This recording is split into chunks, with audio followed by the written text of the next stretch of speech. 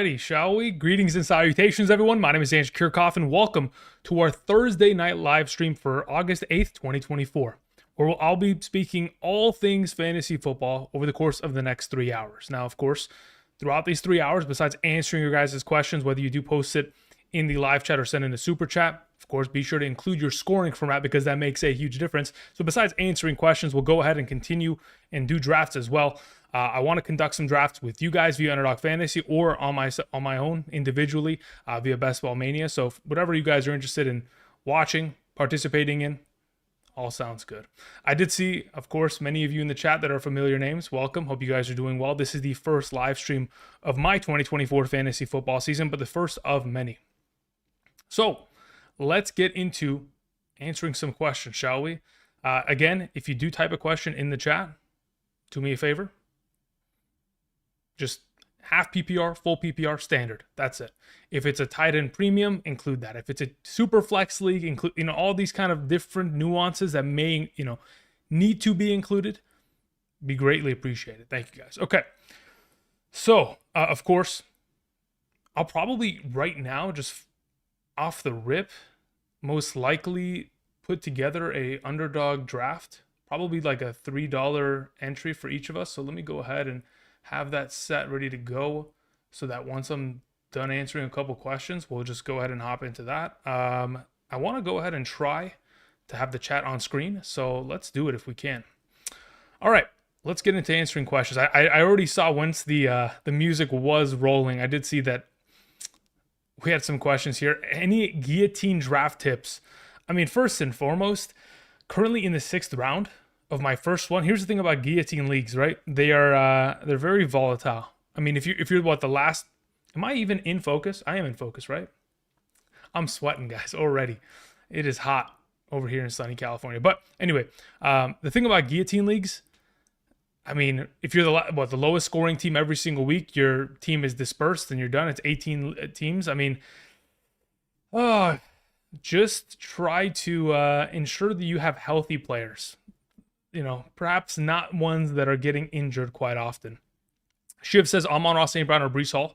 I think it purely depends on scoring format. If it's a half PPR, I'll probably go with Breece Hall. If it's a full PPR, I'd feel pretty comfortable going with Amon-Ra there. Let's see here. We're going to say, where can I get one of these drafts, good sir? Where can I get in one of these drafts? Yeah, well, I'll go ahead and I'll post a link in the chat once I've gone ahead and, I'm ready to fire it up and get you guys in there. Let's see here. Love how the picture above has Bijan Robinson, #1 overall. Yeah. Funny thing enough, so I was in that draft. I think I was the 7th or 8th pick. I ended up getting Breece Hall in that draft. But yeah, the first overall pick was Bijan Robinson. I was just as shocked as you, but I actually was pretty happy because, it let Breece Hall, drop down the board and end up in my lap, which obviously I was happy about. Draft starts in 30 minutes. Probably not. I think I'm literally going to get people jumping in here right now. So what I'll go ahead and do first and foremost, I'm going to post in the chat the link. So if you click on this link, you can join my draft. $3 entry via Underdog Fantasy. Again, for those of you guys who are interested in signing up using code Andrew via Underdog Fantasy, as you guys can see to the left side of the screen, if you sign up using the code, make a first-time deposit, you're not only going to get the draft guide, the draft rankings, the weekly rankings over the course of weeks 1 through 18, but of course, you could participate in these drafts. Check that out. This is the link. All right, let's see here. Your aura is off the... Okay, good one, man. Yeah, good one. Let's see here. Andrew, what's up, bro? Lewis from Miami. Honest question about the Finns this year. Real season expectations. Are we just talking about... Okay, here's the thing about the Dolphins, right? Offensively, they're potent for the first half of the season. In the second half of the season, for the last 2 seasons, for the last 2 years, under Mike McDaniel, unfortunately, they fall apart.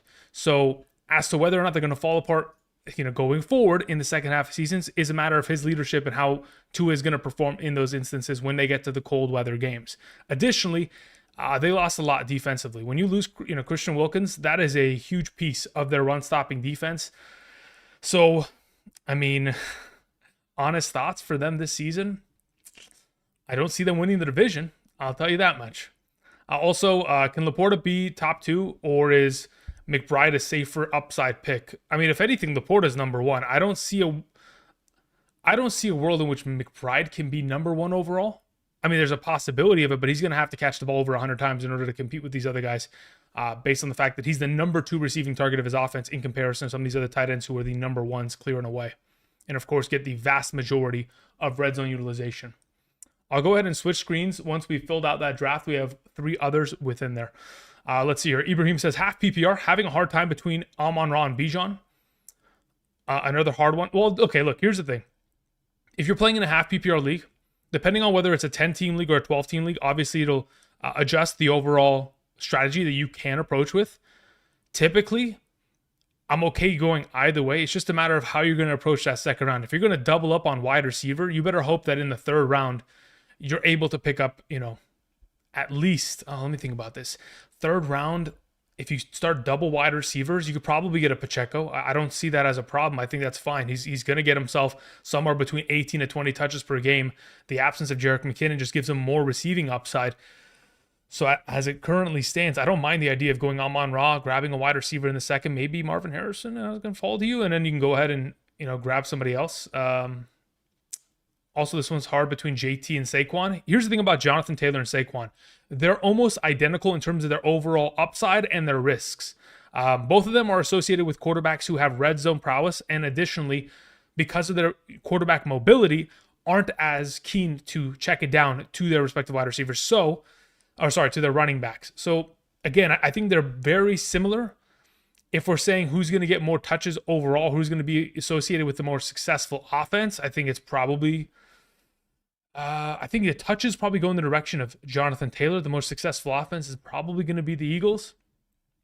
But as it stands, we're splitting hairs. I think they're very similar. Steelers going to get Ayuk. I mean, that's what I'm hearing. At least everything that I've seen in terms of recent updates, that is kind of the... I'm going to pin this one.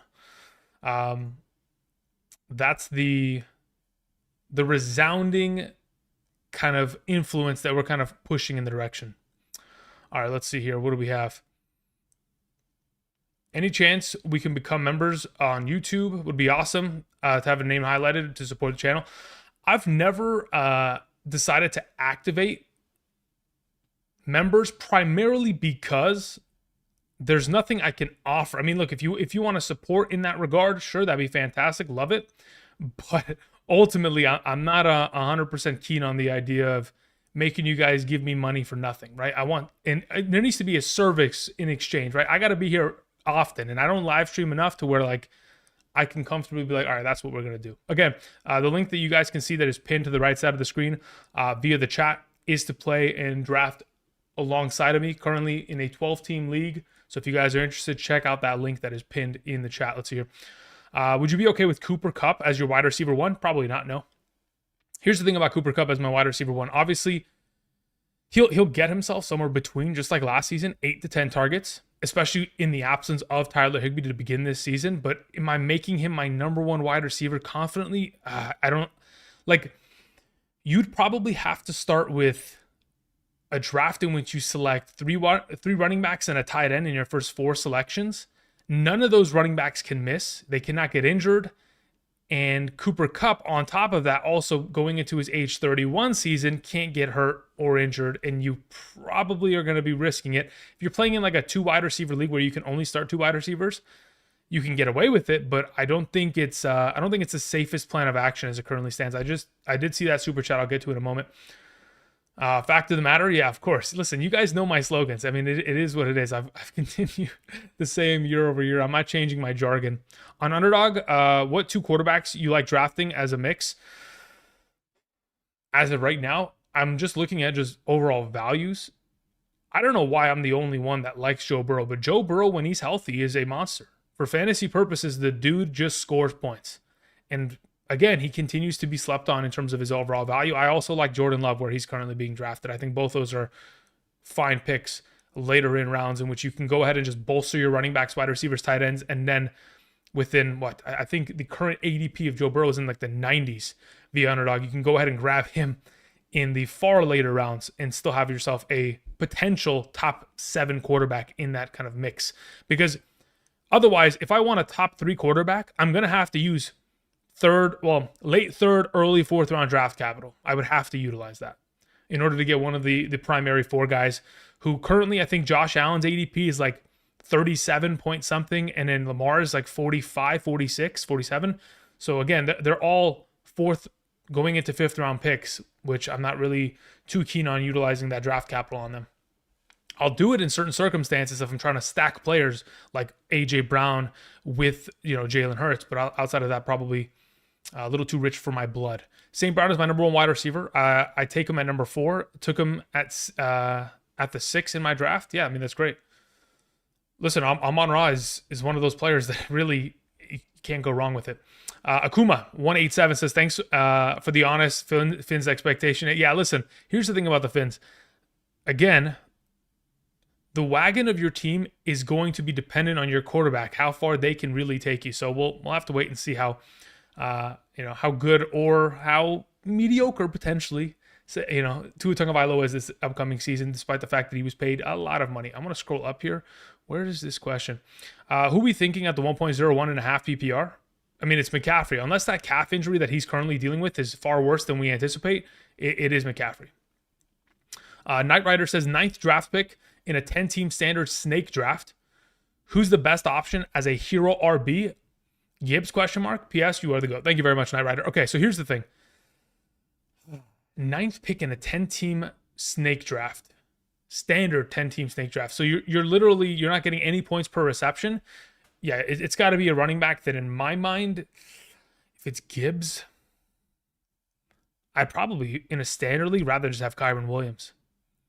Because then I don't have to worry about Gibbs competing with Montgomery. I could just have Kyren, and if you're not getting points per reception, I mean, it's kind of risky, but that's probably where I would push towards.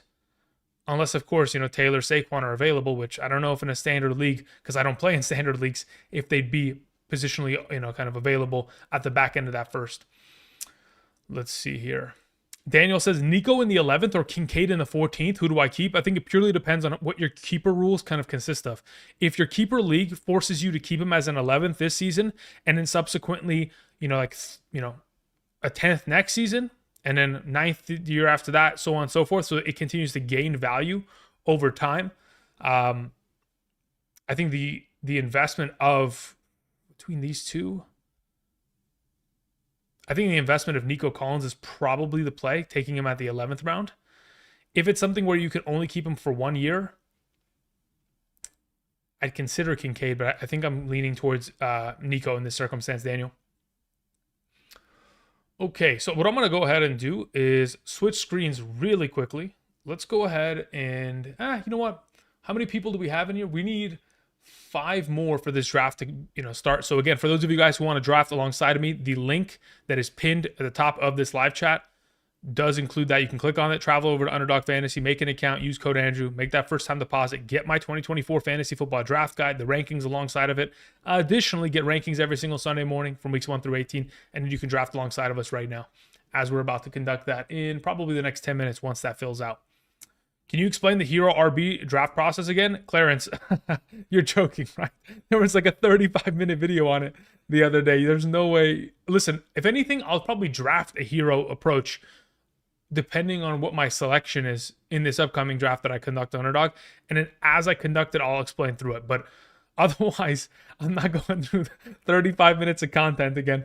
Do you think Aaron Hernandez? Okay, dude. Good one, Tony. Good one, Tony. Jim says, okay, thank you very much, Jim. I appreciate that. What does that say? User code last year, can't this year. How do I get the content emailed? If you use my code last season, unfortunately, you will not be able to get the emails this season. You'd probably have to go to Patreon and subscribe there in order to get the content. Because as it currently stands via the Underdog promotion, you have to make a first-time deposit when using the code for the 2024 rankings and such. Let's see here. 5th pick in a 10-team PPR. In a full PPR, give me one of those wide receivers. So assuming McCaffrey, Hill, Lamb, Chase are gone, give me Amon-Ra at the 5th. Him or Jefferson, but I'll just lean towards Amon-Ra right now because we're assuming that Sam Darnold's going to start, but we don't know how long that's going to last for. Thank you, Supreme. Appreciate it. What does it say? What do you project Marvin Harrison Jr.'s upside to be? Upside, I think. Okay, let's put this in a half PPR sense because that is the most comfortable strat or scoring format that I kind of revolve around. I think his upside is 15 points per week.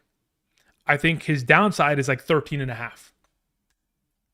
That's what I'm thinking. Now, he could even go even beyond that 15 fantasy point per game upside. It's absolutely still on the table, but I think his upside is 15. I think his floor is 13 and a half. At least that's where I have him projected out.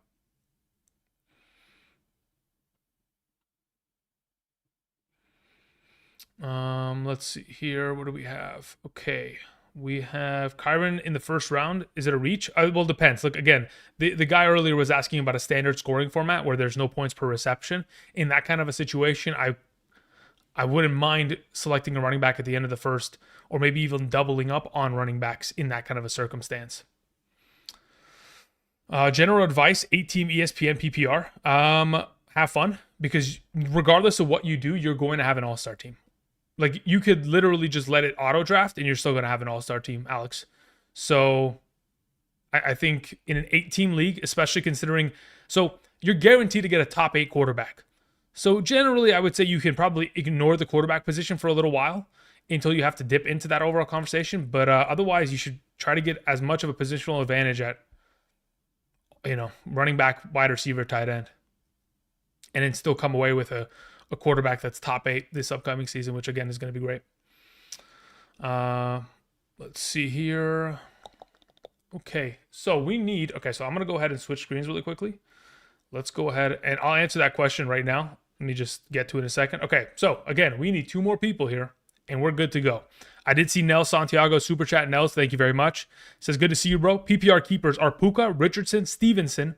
I need 2 of the following: Harrison, Adams, London, Henry, Pacheco.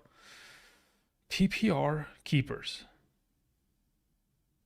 are Puka, Richardson, Stevenson, and I need 2 out of Harrison, Adams, London, Henry, and Pacheco.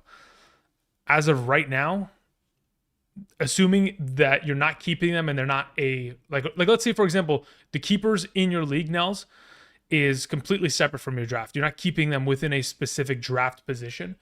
Under that assumption, between those guys, I mean, let me have Marvin Harrison and let me have you already have Puka.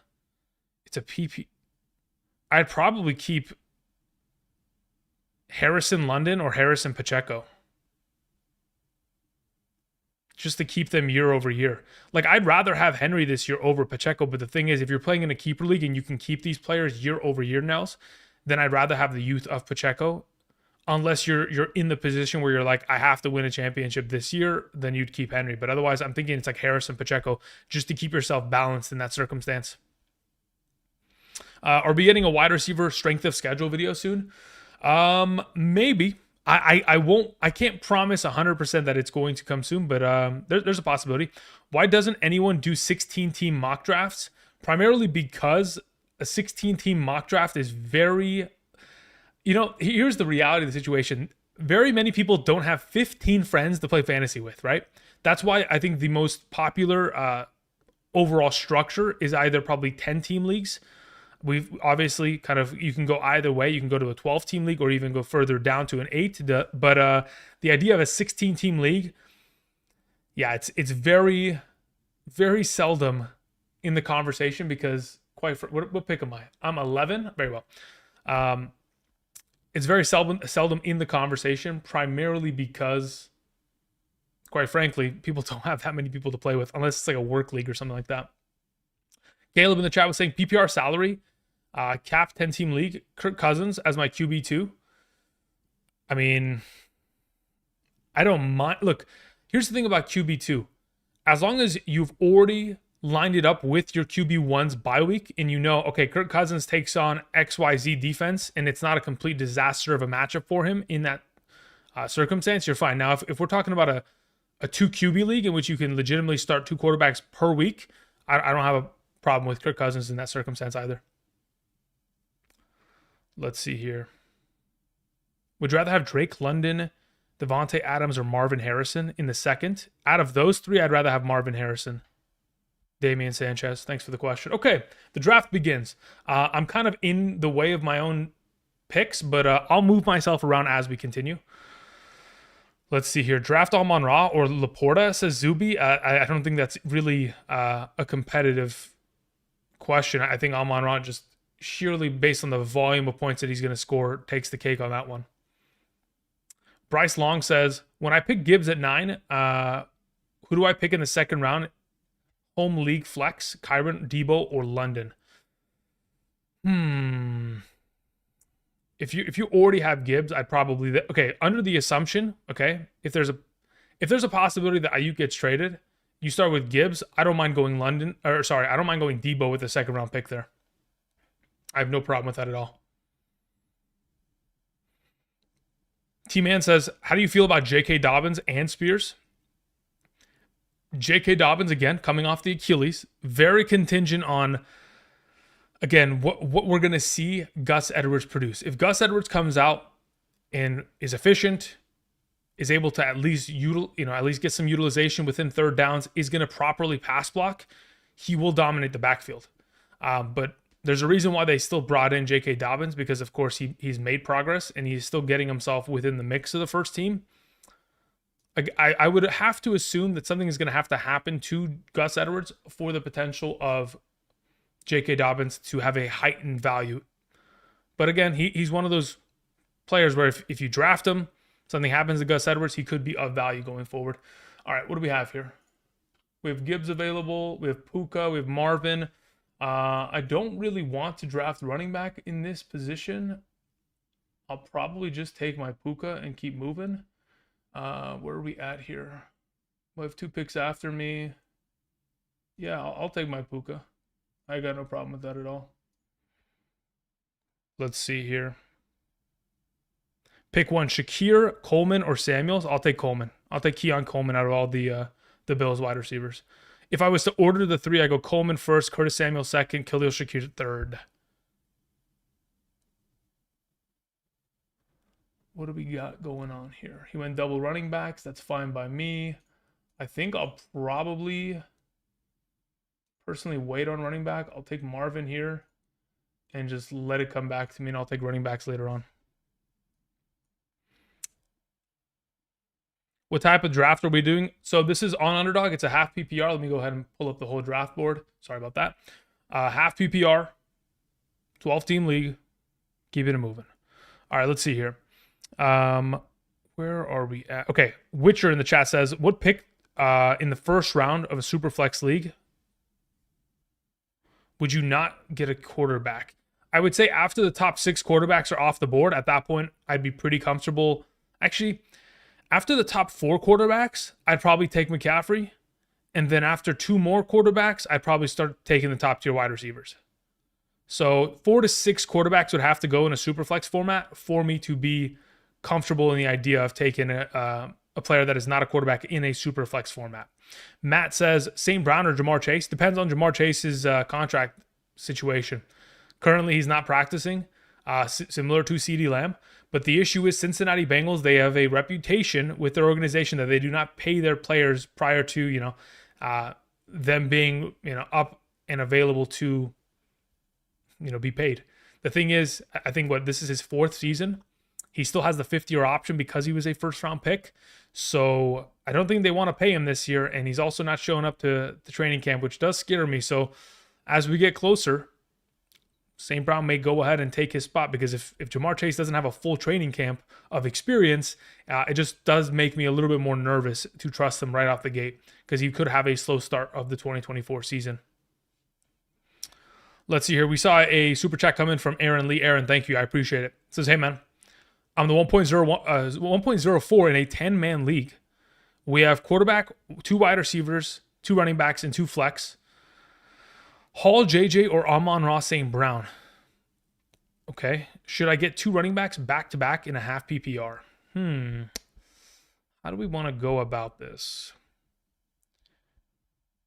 We have 2 wide receiver, 2 running back, 2 flex league. You're at the 1.04. Okay, so Aaron, you did mention half PPR. I probably would take Breece Hall there. That's the way I would go about it. I don't mind taking Amon-Ra. I have no gripe with that in any sort of situation, but as it currently stands, I'd probably end up taking someone of the caliber of, yeah, I'd probably take Breece Hall there. Matt says Achane going in the second round in a full PPR league, too high. I think it just depends on what kind of, Josh Allen going in the third is a little bit of a surprise. I think Achane's value is, I think it's proper to be a late second. Again, there's a lot of implicated risk because not only is Raheem Mostert still in this backfield, but we also, have to understand that this is a player that is a smaller stature back and most likely isn't going to be their go-to goal line player. So if we're going to see a lot more Raheem Mostert stealing touchdowns, especially over the course of the season, it is risky, and that's why we're all afraid. But if he could stay healthy for 16 full games, and on top of that, get himself between 15 to 18 touches a week, I think he actually could end up finishing as a top 3 back. That's the whole thing. It's, yes, there's risk, but there's also so much implied upside that he could literally win you the league. That's the risky game you have to play. And that's why we play fantasy, right? Sometimes you have to take risks. You got to risk it for the biscuit. Let's see here. Nick says, crazy to go A.J. Brown over Breece/Bijan at 8. I don't think so. I mean, if you're playing in a full PPR league, I don't think it's crazy. Obviously, it's not my preferred method of going about it. I do have Breece Hall ahead of A.J. Brown in my rankings, full PPR, but I don't think it's a crazy approach as it currently stands. All right, let's see here. I have the 1.05.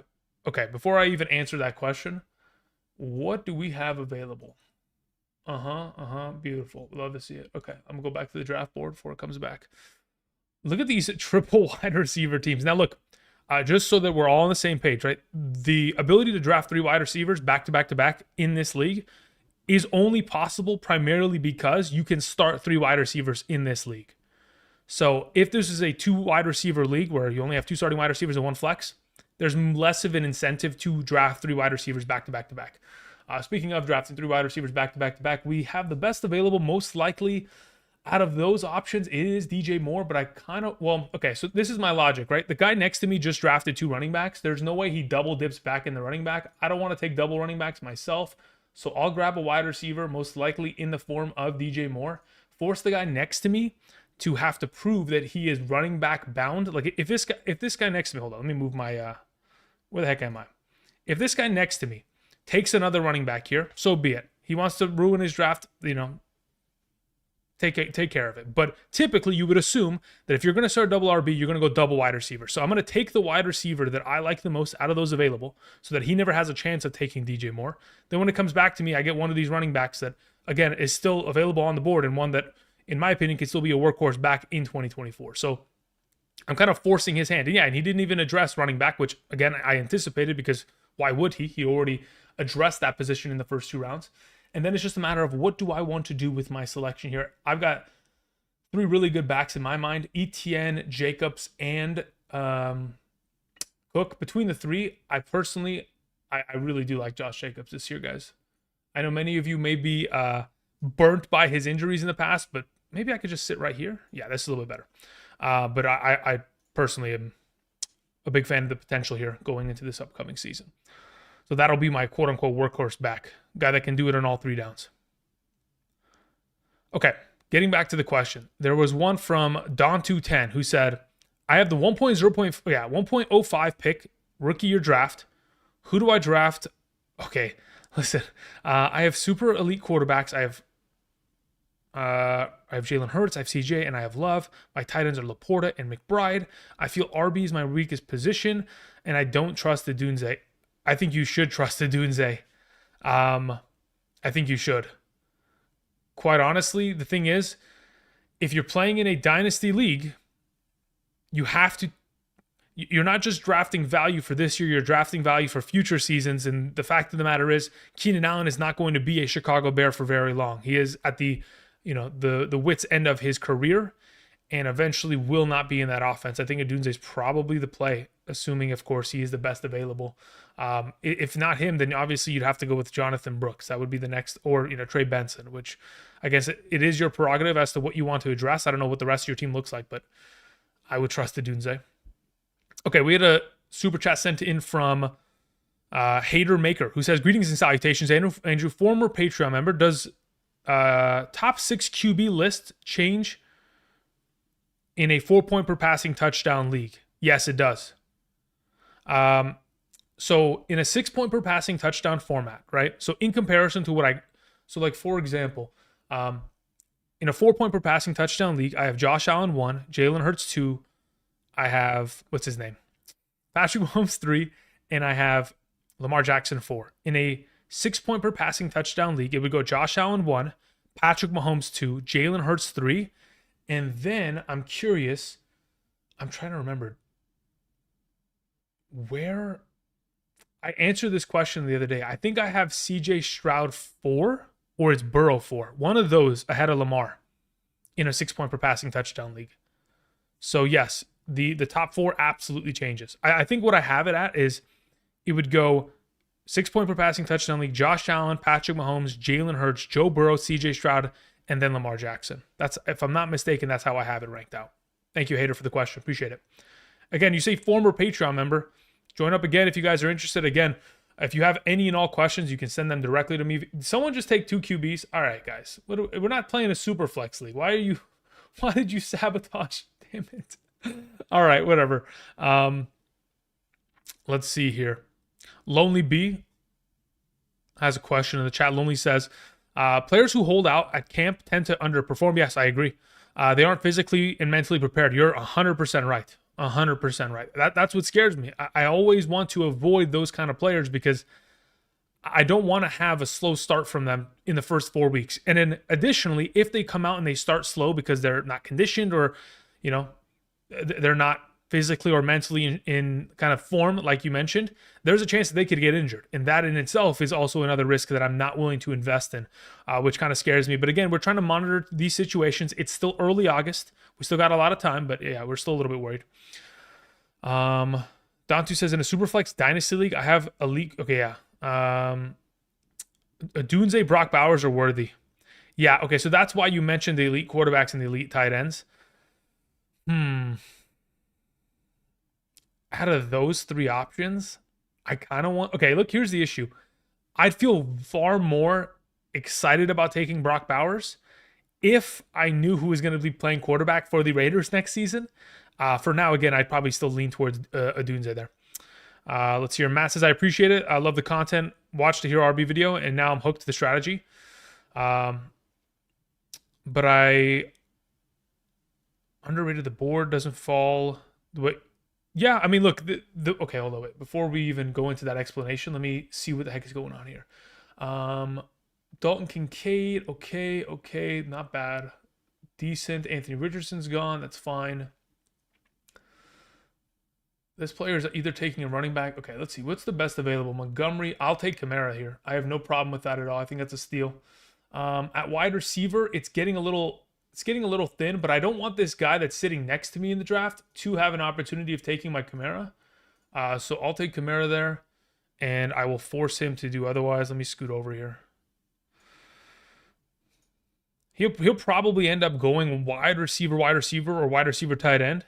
I just don't want the risk of him yoinking a Kamara underneath my nose, because the fact that Kamara goes after Ramondre, James Conner, Kenneth Walker, Rachaad White. Actually, Rachaad White's okay. I think their value is very comparable. But the fact that it's even close between those two is shocking. Okay, he went double wide receiver. Okay, perfect. So let's go ahead and let's figure out what the heck I want to do here. We have Hollywood Brown, Keenan Allen, Rashee Rice, Jaden Reed. Okay, not bad overall. I'll probably go T. Higgins unless Kyler, Joe Burrow is 90. We're not even close to that right now. So hear me out. If we get a scenario where, yeah, I'll take that. I'll take Kittle. So somebody in the chat was asking about Ayuk. He's going to get traded. And when he does, I'll take the benefit of whatever the heck Kittle's going to absorb for the next couple for the next season. Okay. Anyway, going back to the question. Where were we at? Okay, yeah. Odunze Brock. Okay, we already took care of that one. Somebody asked. I lost all train of thought. Yeah, it was Matt. Matt was talking about going with the RB hero strategy. Hopefully one of these drafts, specifically I get an earlier selection so that I can draft McCaffrey, Bijan, or Breece Hall and then kind of build a team there. But again, I think you guys know your leagues the best, right? I'm drafting with random people here. And when you know your league the best and you know what your league mates want to do and what kind of teams they are typically building in prior seasons, you have an understanding as to what you can anticipate the board to look like in those kind of circumstances. But as it stands, yeah, if you start RB early and then you can go and address all of these other positional advantages and still get an Alvin Kamara in the 5th round, like if I was to have started with a Bijan early, like just how this guy did it right here. He starts Bijan, goes through wide receivers, and then comes back into the running back position here. This is great. This is incredible value. I think Kenneth Walker is probably top 15 back this season, especially the way that their new offensive coordinator, Ryan Grubb, has been talking about him recently, talking about he can do it all. He's going to catch passes out of the backfield. He's going to be our primary pass blocking back, etc. He's a monster. We're going to give him a bunch of touches. Like once you're able to build like this and come back in and running back in the 5th round, that's great. Now, if you want to wait even later, have taken, maybe if Mark Andrews had fallen to him, he would have felt more comfortable taking a tight end here than coming back for running back. But I mean, of the available running backs, Montgomery's still here, Najee's still here. I think those are both solid backs that could put up 10 points a week minimum over the course of the season. They're not the sexiest overall players. They don't, make you, think that, oh, they have top 10 upside. I mean, they technically do because, if injuries took place, they could definitely step up. But I still think these kind of builds are pretty strong this season and have been for a couple seasons here. Golfer guy says, is Jamar Chase holding out? Yes. He wants a new contract. Matt says, how does the Ayuk situation drive Debo stock up? So I was changing rankings earlier today, and I'll probably finish those rankings tonight and send them out via Patreon. And for those of you who have signed up via Underdog Fantasy using code Andrew. So again, I'll send out those email update kind of Excel sheet. I have Debo in the top 11. I think he is my 11th wide receiver ranked this season. He might even be 10. He might be ahead of Drake London if Ayuk is out of the building. Again, the other day, Christian McCaffrey in a press conference interview referred to Brandon Ayuk as my quote-unquote former teammate. So once you're already thinking that way, I think it's very much so apparent that they're kind of pushing in that direction. Let's see here. AB says Jacobs is definitely undervalued. Great O-line. Best system he could have been in. Jordan Love. Yeah, listen, again, Matt LaFleur has been able to get so much out of Aaron Jones over the course of the last couple seasons. And he used Aaron Jones with A.J. Dillon. It was a split. And I know many of you may be thinking, well, Andrew, isn't going to, can it potentially be a split once again this season? I don't see that to be the case based on the volume of money that they are giving Josh Jacobs and the fact that A.J. Dillon was a free agent. They let him go. The only reason he came back to the team is because they gave him like a base minimum. I think it was like a 1-year deal for $2 million. Like they gave him nothing. He's going to be the RB3. The rookie that they drafted will be their RB2, but he's not going to see a vast volume of touches in comparison to what A.J. Dillon has been contributing to the offense over the course of the last 3 seasons. This is going to be the Josh Jacobs show for sure. And we have seen it. He has top 3 upside. He did it with the Raiders just a couple years back. And of course, he has a lot of receiving ability in those opportunities. Let's see here. A lot of running backs coming off the board. I like it. Look how late you can get some of these stud running backs. You really can build a solid team later in the draft. Let's see here. Drippy King, thank you very much for the super chat. Drippy King says, what's the best draft? What's the best position to draft from in a 10-team PPR? Just depends on what player you want. If it's me, I want a top 6 pick. If you're not going to get one of the top 6 players, just go to the back end of the first. That's the way I see it. In a normal 10-team PPR, because the thing is, in a 10-team league, you're going to get two top 10 player or 2 top 12 players technically at the end of the first. So unless there's a specific player that you want within picks 1 through 5, 1 through 6, just shoot to the back of the draft and chill there. Let's see here. Mark Perez says, is it a good idea to draft the second quarterback based off of the QB's bye week. It depends on how you anticipate. Okay, scratch that. It depends on which first quarterback you take. If you take Josh Allen, Jalen Hurts, Patrick Mahomes, Lamar Jackson, if you take an elite quarterback that you're spending, as you can see on screen, 3rd to 4th round draft capital on, if you're using them, oh, I'm on the clock, dang it. Speaking of quarterbacks, Dak Prescott, Jordan Love, I think they're both really good in this circumstance. Do I have a preference? I think does the guy next to me already have a quarterback? He already does. So I don't need to take a quarterback right now. I could probably go into a different position. Swift, Pollard, I think I can wait on that as well. Deontay Johnson, I like a lot, so we'll take that. And then I'll go ahead and I'll grab another, let's see. Who has taken a quarterback here? 1, 2, 3, 4, 5, 6, 7, 8, 9. So there's 3 teams that haven't. If the top 3 are taken from me, I'm probably pretty upset. I'll just take Jordan Love and keep it moving. Okay, anyway, back on to the topic on hand. Where was I? There was a question. I got to find it. Where the heck did it go? Oh, yeah. So Mark was asking, is it smart to take a second quarterback based on the first quarterback's bye week? So here's the kind of thought process there. If you're going to draft an elite quarterback and you know you're going to start them every single week up until their bye week, then no, you don't want to draft a quarterback based on bye week. You don't, well, sorry. In those scenarios, yes, because you know that those quarterbacks are going to be the guys that are good to go. If you draft a lower tier quarterback, then at that point, you're just trying to grab another stud later in the draft and be good to go. Like, okay, let me give you an example. If I take Josh Allen in the 4th round, I don't care who my second quarterback is because Josh Allen, if he gets hurt, my season's over, and he should play every single game. So regardless of what the heck my second quarterback is, as long as he's filling in for that bye week, we're fine. If I have, let's say, for example, I don't know, Jared Goff as my first quarterback, that second quarterback has to be the best available on the board regardless of bye week because I might need to use that player as my starter going forward. Hopefully that makes sense. We had a question that came in from Dolphin345. Says 1.02, 12-team full PPR league. I have 2 running backs, 2 wide receivers, 1 flex. Am I crazy for passing on CeeDee Lamb and Tyreek Hill for Breece Hall and Bijan Robinson? Love your work, by the way. Yeah. Okay, so I wouldn't say that you're objectively crazy. I think it's just highly risky to go about it that way. In a full PPR scoring format, the volume of fantasy points that CeeDee Lamb put up last season, what was that? I think he put up almost 400. I don't think Breece Hall and or Bijan Robinson are technically equipped with the ability to even get close to that number.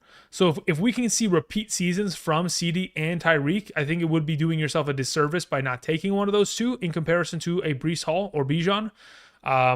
So yeah, I'd probably take the wide receiver there. If you want to take the running back, you can definitely take the, risk it for the biscuit approach, but I'd rather just go with one of those 2 stud wide receivers. Human Ziggy says, I'm not random. Yeah, but you understand, like, I'm not drafting against you knowing your strategy. Like, I don't know how you want to approach your league. So I can't anticipate prior to the draft what you'll go ahead and do. John S. says, hey, man, won my league last year from listening to your advice. So I wanted to thank you. Excited for the season. Thank you, John. Appreciate all the support. And, of course, I'm glad to help you in any way.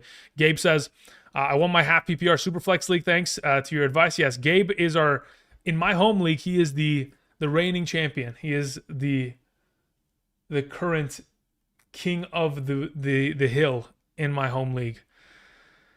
And he cooked. He definitely cooked. Tyler says, if you're at the 1.01 in a 10-team full PPR league, how do you stack after grabbing Christian McCaffrey? Is it better just to double stack wide receivers or grab someone like potentially Achane?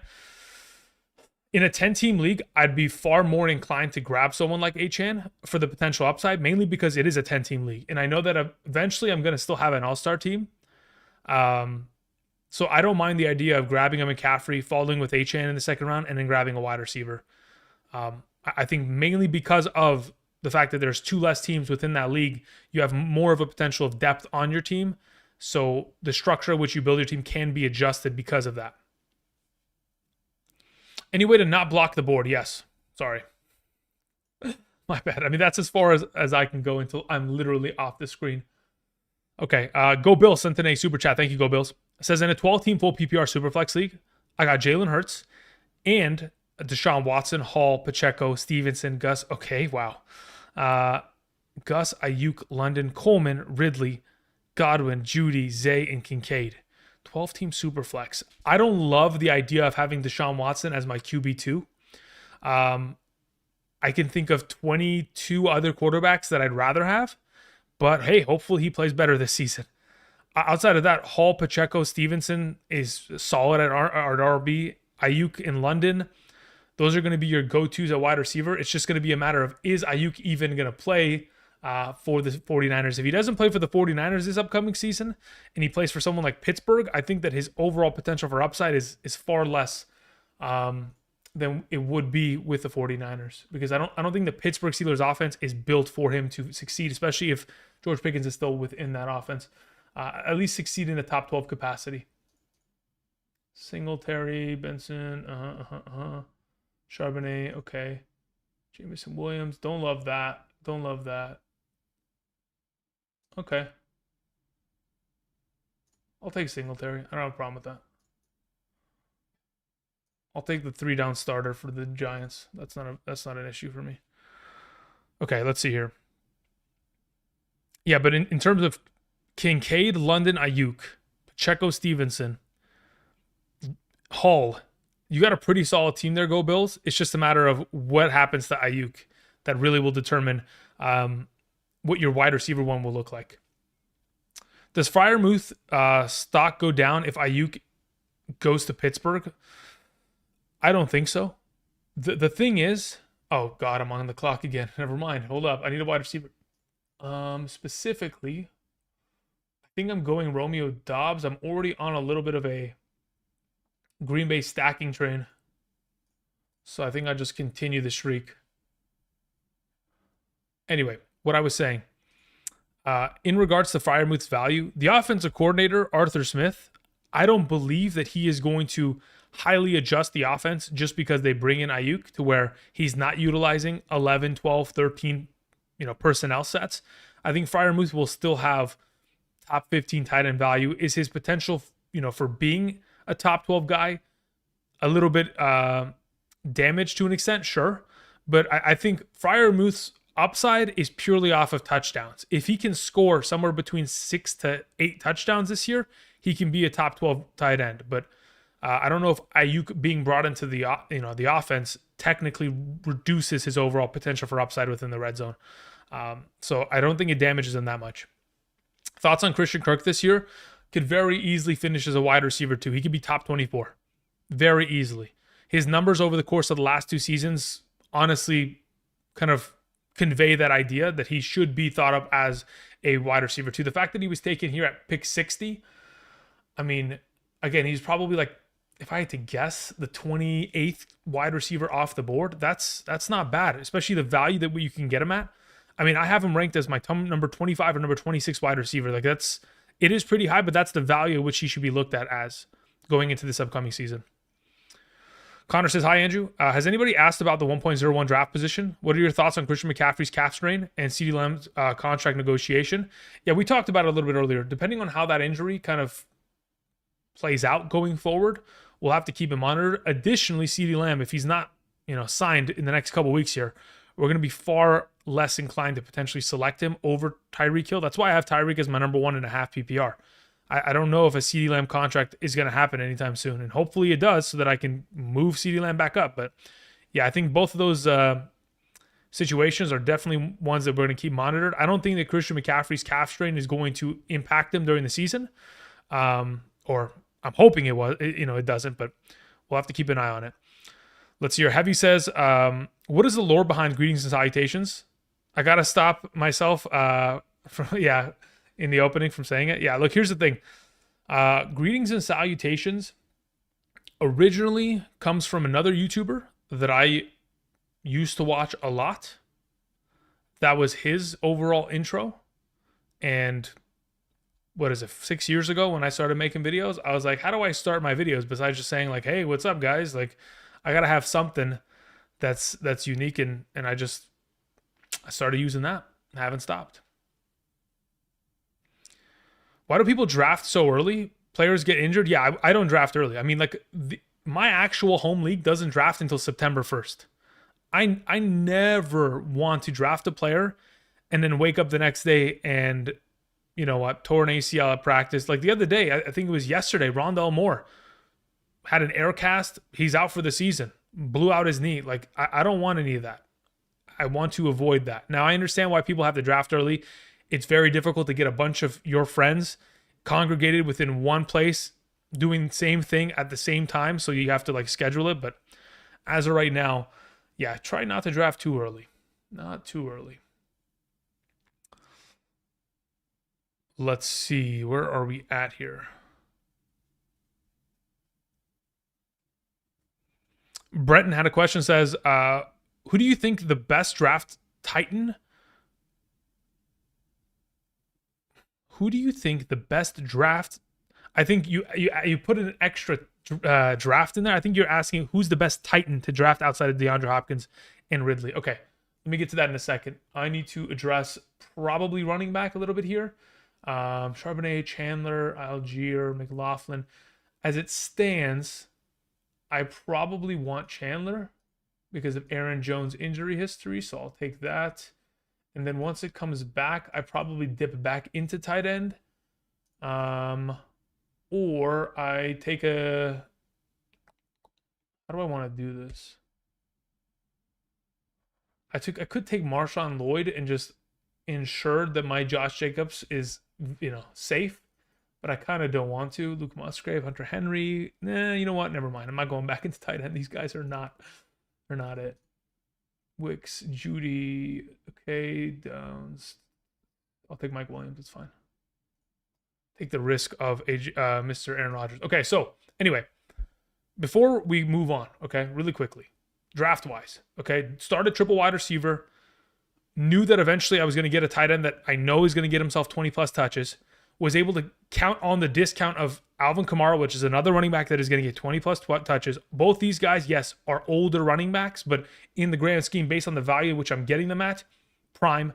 George Kittle without a Brandon Ayuk will get more value. Deontay Johnson clearing away the number one. Jordan Love within the 8th round, an absolute bargain steal. Could have had Dak Prescott, prefer Jordan Love at this current moment, mainly because I have Josh Jacobs. I drafted Romeo Doubs 2 rounds after. Already had an idea that I was going to start building Packers here in this scenario. But again, this is this build. We'll continue on with another draft. If you have a question, well, let me look at this. Actually, some of these other builds, like this is crazy right here. You see this right here, number 7? This I couldn't do. I couldn't stomach this. Going, like, look at the advantages, right? These are great players to have as your top 5, 6. But then you're starting running backs being Jalen, Warren, Tony Pollard, Rico Dowdle. I don't have the stomach to be able to handle that. I can't do the 0 RB stuff. Not personally can't. But hey, more power to you if you can. Nonetheless, I'm going to go ahead and switch screens back to the main. I will create another link for those of you guys who want to draft. Just want to go ahead and answer more questions just so we're all on the same page really quickly here. We were talking to Heavy. We took care of that. Okay, so Brenton's question was, who do you think is the best Titan to draft outside of D-Hop and Ridley?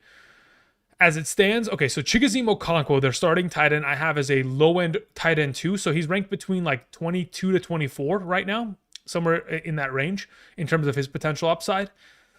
Outside of them, it's Spears or it's Pollard.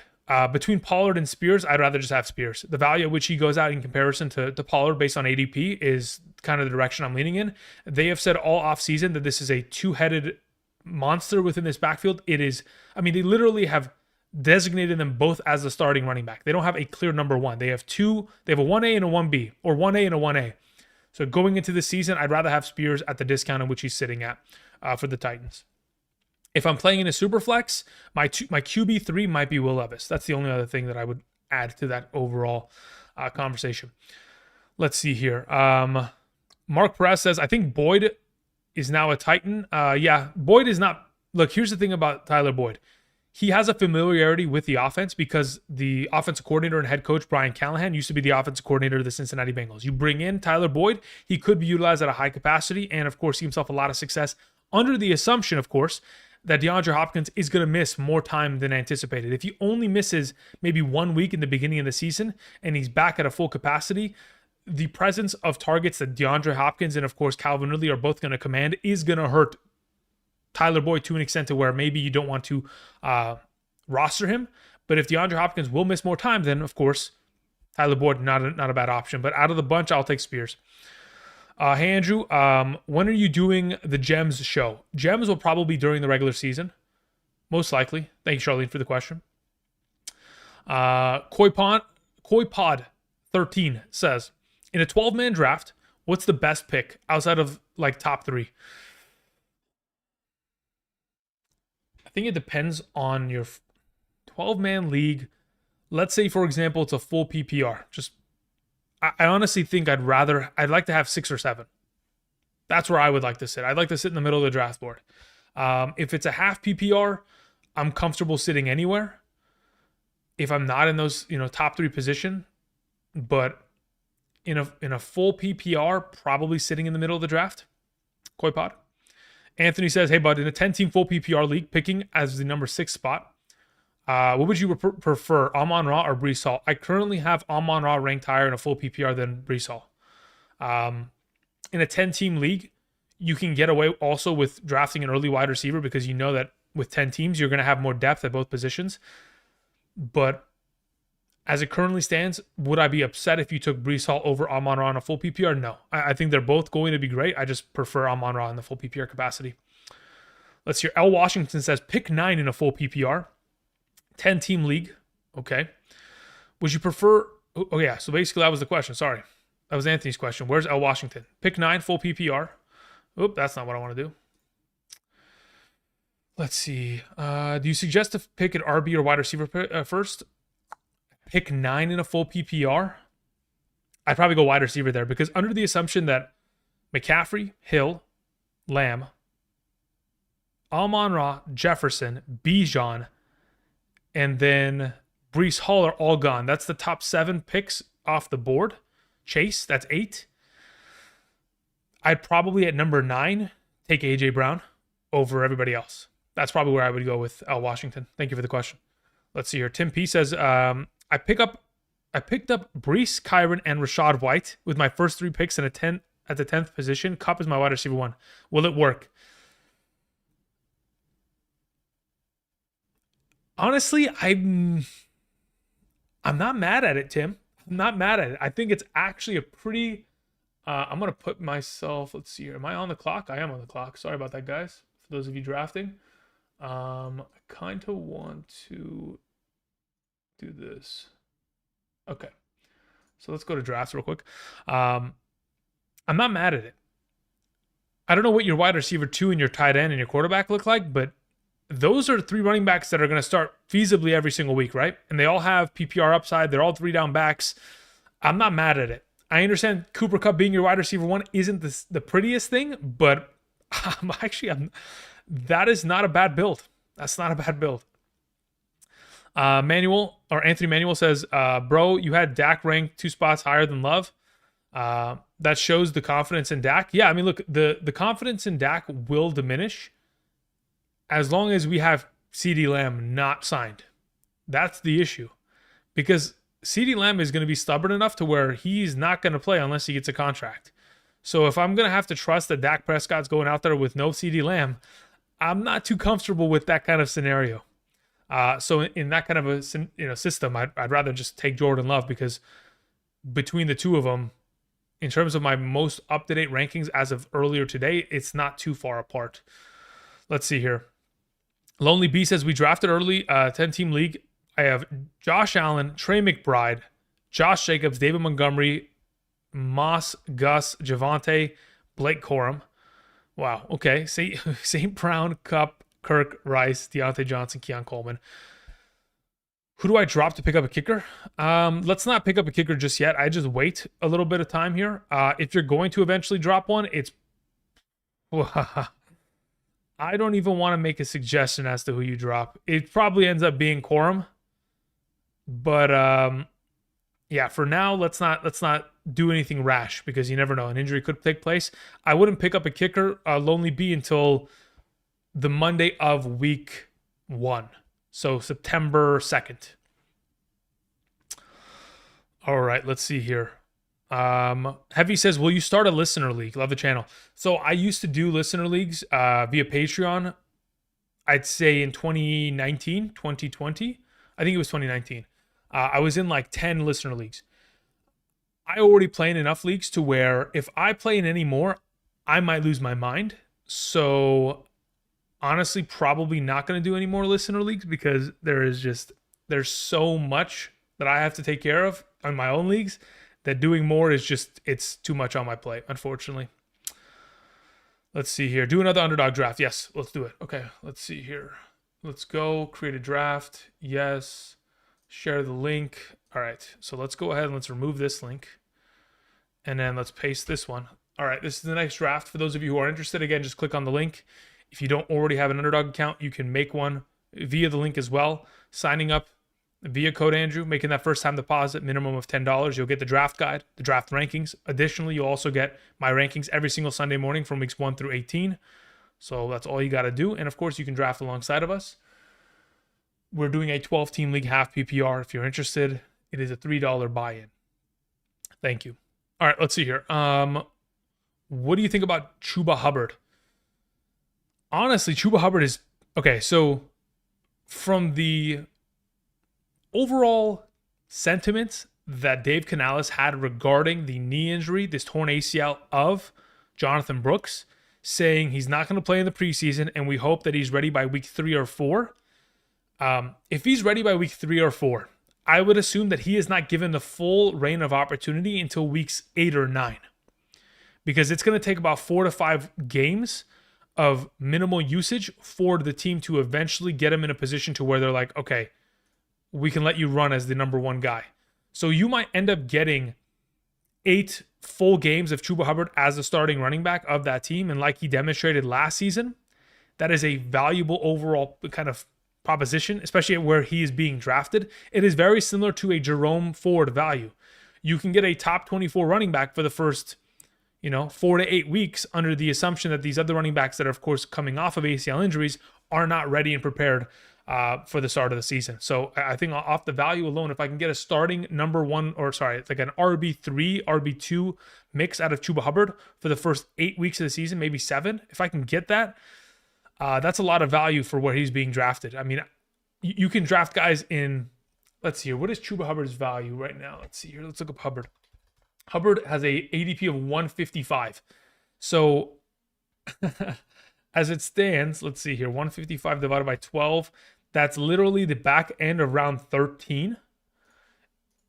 There are many 13th round picks that I can think of that'll never start for me.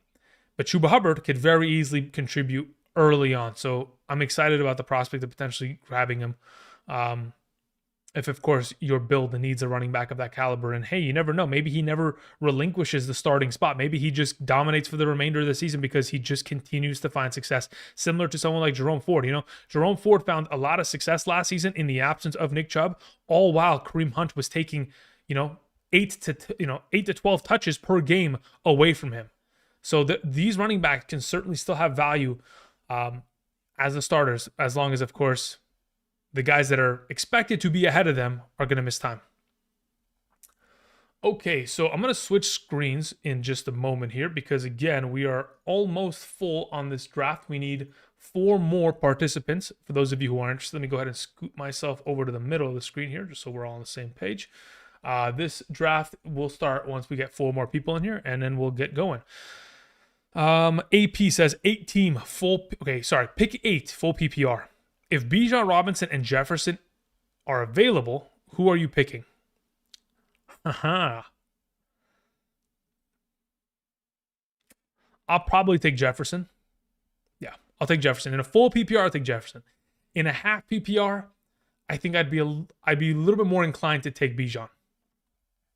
Thanks for the question. The Rogue Ewok says, forgot I was subscribed to this. Thanks for reminding me to unfollow. Oh, no problem, man.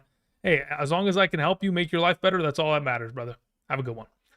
Mason Davis says, 10-man full PPR, 1.05. Should I go for Amon-Ra St. Brown as my running back?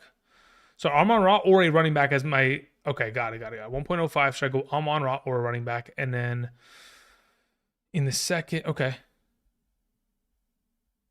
or Bijan, Brees Hall, and then go wide receiver in the second. In a full PPR, I'd probably go with Amon-Ra in the first, and then I'd follow with the running back in the second. That's the way that I'd go about it, Mason. Appreciate it.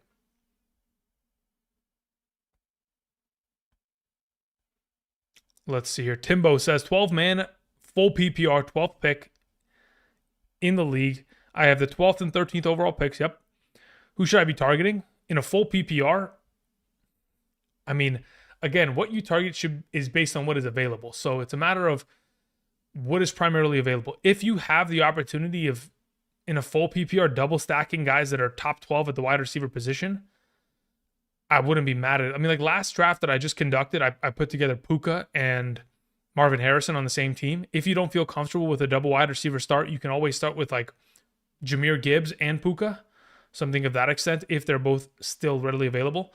I doubt guys like Garrett Wilson will get to the back end of that 12-team format, but yeah, if Puka's still there, if Jahmyr Gibbs is still there, those are pretty prime for the back end of the first. Lon Duvall says, I just played 2 home leagues since 1995. My first pick was Damrito. Damn. That is, jeez. That's crazy. Since 1995, that is crazy. That's a lot of experience right there. Let's see here. Michael Amato says, so I have the dreaded number 10 pick this year. Previously, I love the late half pick of zero running back strategy, which has served me well. This year, I hate it. How would you attack the 10th pick for a zero RB?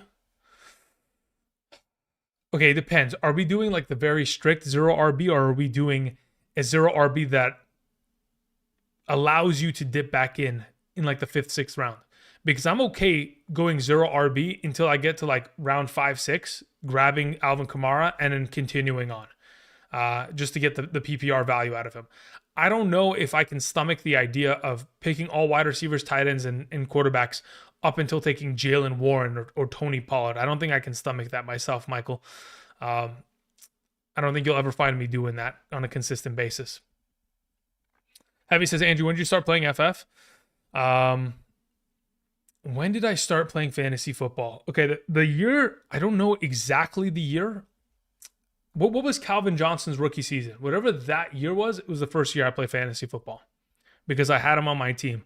It was also, I had Drew Brees on my team that first year as well. I think that was the first year he threw for 5,000 yards as a Saint. So someone can find that year, and yeah, that's where I'm going. Where are we at? Kamikaze says, welcome back, Andrew. In a 12-team keeper league, I need help picking my keepers. I'm keeping Kincaid as an 8th round pick. Then option for keeping Rice as a 10th, Spears or Kyler in the last round. Okay, so if you can only keep 2, Kincaid has to be kept. We already know that. That's a given. Between Rice, Spears, and Kyler, I think, okay, there's a lot of context to this question that I'm not privy to, primarily because like I don't know what other quarterbacks are being kept. Like if every other top 10, top, let's say 7 quarterback is being kept, I might feel more inclined to keep Kyler in this scenario. But if that's not the case, I'd probably just end up keeping Rice and Kincaid going into this in this league. Vodak says, would you trade Pickens and Higgins for Debo? Thank you. In a vacuum, I would say no. Yeah, in a vacuum, I'd say no. If I saw the rest of your team, I might be able to change my mind. But in a... Well, okay, sorry. You're trading Pickens and Higgins for Debo. Scratch that. It's not no. I would take Debo in that scenario. Now, if I saw the rest of your team and you had no other wide receiver depth, I would say maybe we don't do it. But sorry, I misunderstood the question. If you're trading Pickens and Higgins for Debo and Ayuk is not there on the 49ers, I would take it. All right, we need 3 more to fill this league. Again, there's the link in the description that is pinned to the very top for those of you guys who want to join. We need 3 more players, and we can go ahead and start this draft. It's a $3 entry to draft alongside of me. Thank you very much. Appreciate it. How much does Kittle climb if Ayuk is traded? I mean, I took Kittle. Okay, so in terms of draft rankings, Kittle would be 5. I think he would jump ahead of Kincaid in my opinion. I have him at least in my most recent tier list video as my number 6 tight end. I'd move him back to top 5.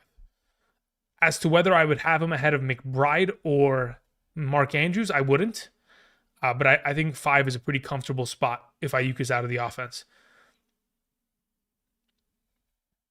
Kevin says, how do we feel about Mahomes in the 3rd? 12-team full PPR redraft. I have the 6th pick, running back, wide receiver Mahomes, or running back, wide receiver, running back Mahomes. He's going to smash this year.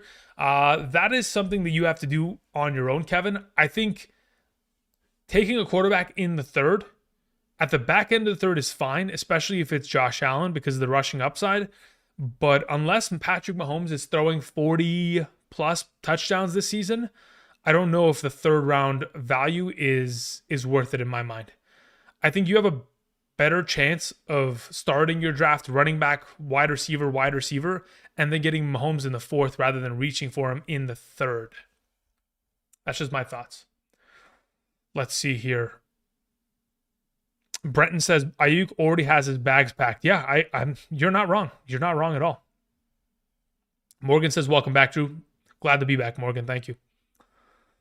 Anadi says, in my hypothetical 4-man half PPR league, okay, which I'm not a part of, okay, what would be your strategy?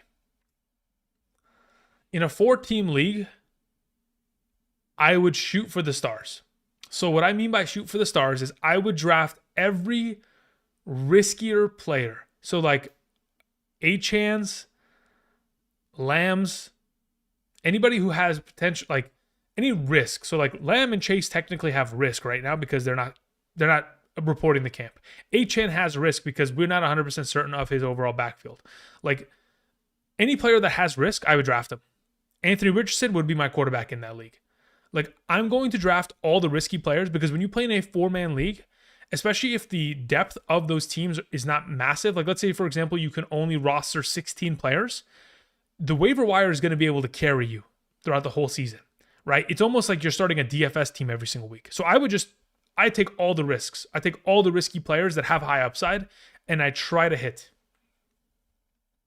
Outside of that, if you were to draft normally, you're going to get an all-star team regardless, right? So I'm just trying to look for the highest upside in those scenarios. We just need one more person to join, and then we will start this draft. Appreciate you guys for joining us this afternoon. Again, this is the first live stream for the 2024 season. I do appreciate you guys swinging on by and supporting the channel with your presence. Clicking the like button down below is, of course, greatly appreciated. If you guys have not yet already, thank you very much. I'm still here for the next hour 50. Up until 8 p.m. Pacific Standard Time. So again, if you've got a question, be sure to just ask it in the chat and I'll try to get to it to the best of my ability. I greatly appreciate it. Drew Brees threw for 5K a few times. 2008 was the first time. So that was the season. I had Drew Brees. If I'm not mistaken, 2008 is also Calvin Johnson's rookie season. I can look this up because, let's see here. I have my phone. I don't know why I didn't look it up. Calvin Johnson stats. Let's see when his rookie season was. Calvin Johnson's rookie year, 2007. Okay, so it was either 2007 or 2008. One of those tiers. I honestly couldn't even tell you which one of the two.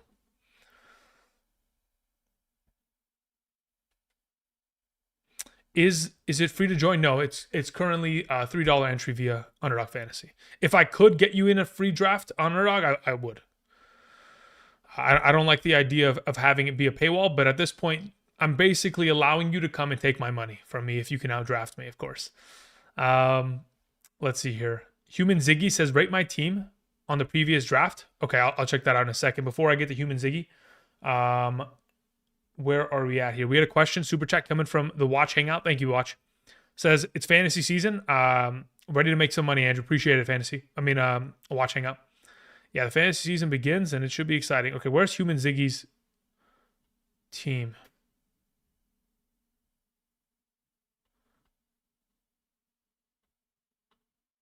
Ziggy, do me a favor and just repaste your message that you're looking for me to rate. Oh, in the last draft. Got it. Okay. So if I can, yeah. So once, let me see. How do I do that? Okay. Give me a second. If I can, I will right now. Let me go to Underdog on my other monitor here And let me pull up that draft. So if I go to completed drafts and then I go to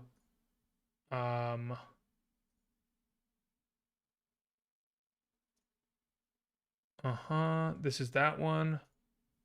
Completed 12 team draft. Okay, view draft board. Okay. All right, here we go. So if I bring up this previous draft board, right? So Ziggy, you're saying you're the 1.03? Is that correct? Let's see here. 1.3. CD Lamb, Devon Achane, DK Metcalf, McBride, Richardson. Okay, so first and foremost, right? CD Lamb, great, we'll take it. Devon Achane, risky, but I'll still take it in that scenario. DK Metcalf as a third round pick, based on how these drafts go and how quickly the wide receiver position flies off the board, I'm okay with it. I don't have a problem with it at the moment. Trey McBride's a solid pick. So is Anthony Richardson. The issue is, oh, okay, I see what you've done here. Okay, I don't know about Keon Coleman there. At pick 70, I'd probably rather have somebody else. But again, I'm not going to nitpick that too much. Is the other draft going to start? Oh, it is already started. Okay. I'm not going to nitpick that too much. But Raheem Mostert, Chase Brown. Okay, what else do we have here? Curtis Samuel. Oh, so you just went for all of the Bills wide receivers. So you're basically going to ensure that you hit on the number one. Like up until like these rounds, I'm clean with. Chase Brown needs to hit. Keon Coleman needs to hit. These are risky. Like I get it, they're your 6th and 8th round picks, but I'd rather have just a little bit more safety in those selections. But again, sometimes you have to risk it, of course, to get the biscuit in those scenarios. So I don't mind them too much, but again, there's a lot of risk implicated. Okay, let's see here. Getting back to some questions. What pick am I? I'm 1.08. Okay, so I might be able to build maybe a hero RB draft here if subsequently, if Bijan falls to me. Okay, that's fine. So let's do that. Let's build like a hero RB draft.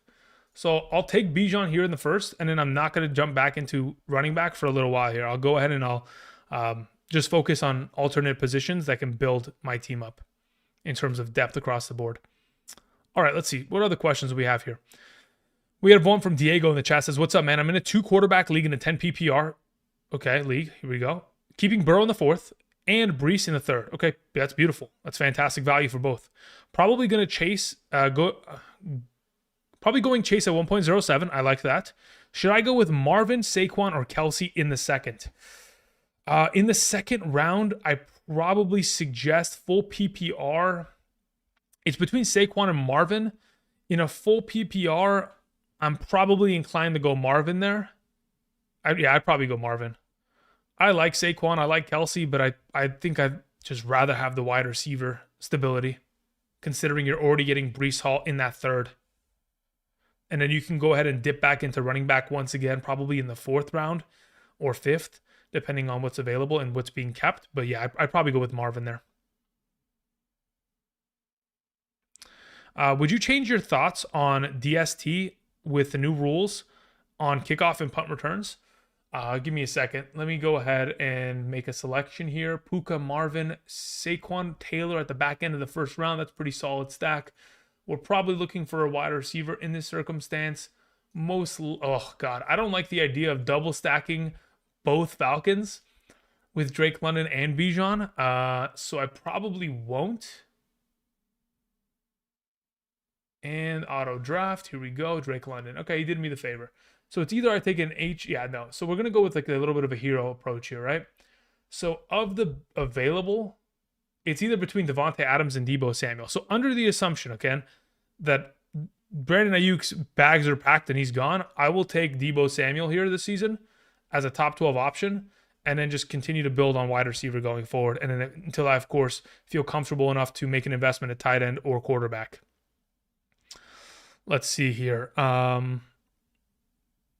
What do we have? We had another question from Zen, who says, in a 12-team keeper league, need some help determining who to keep.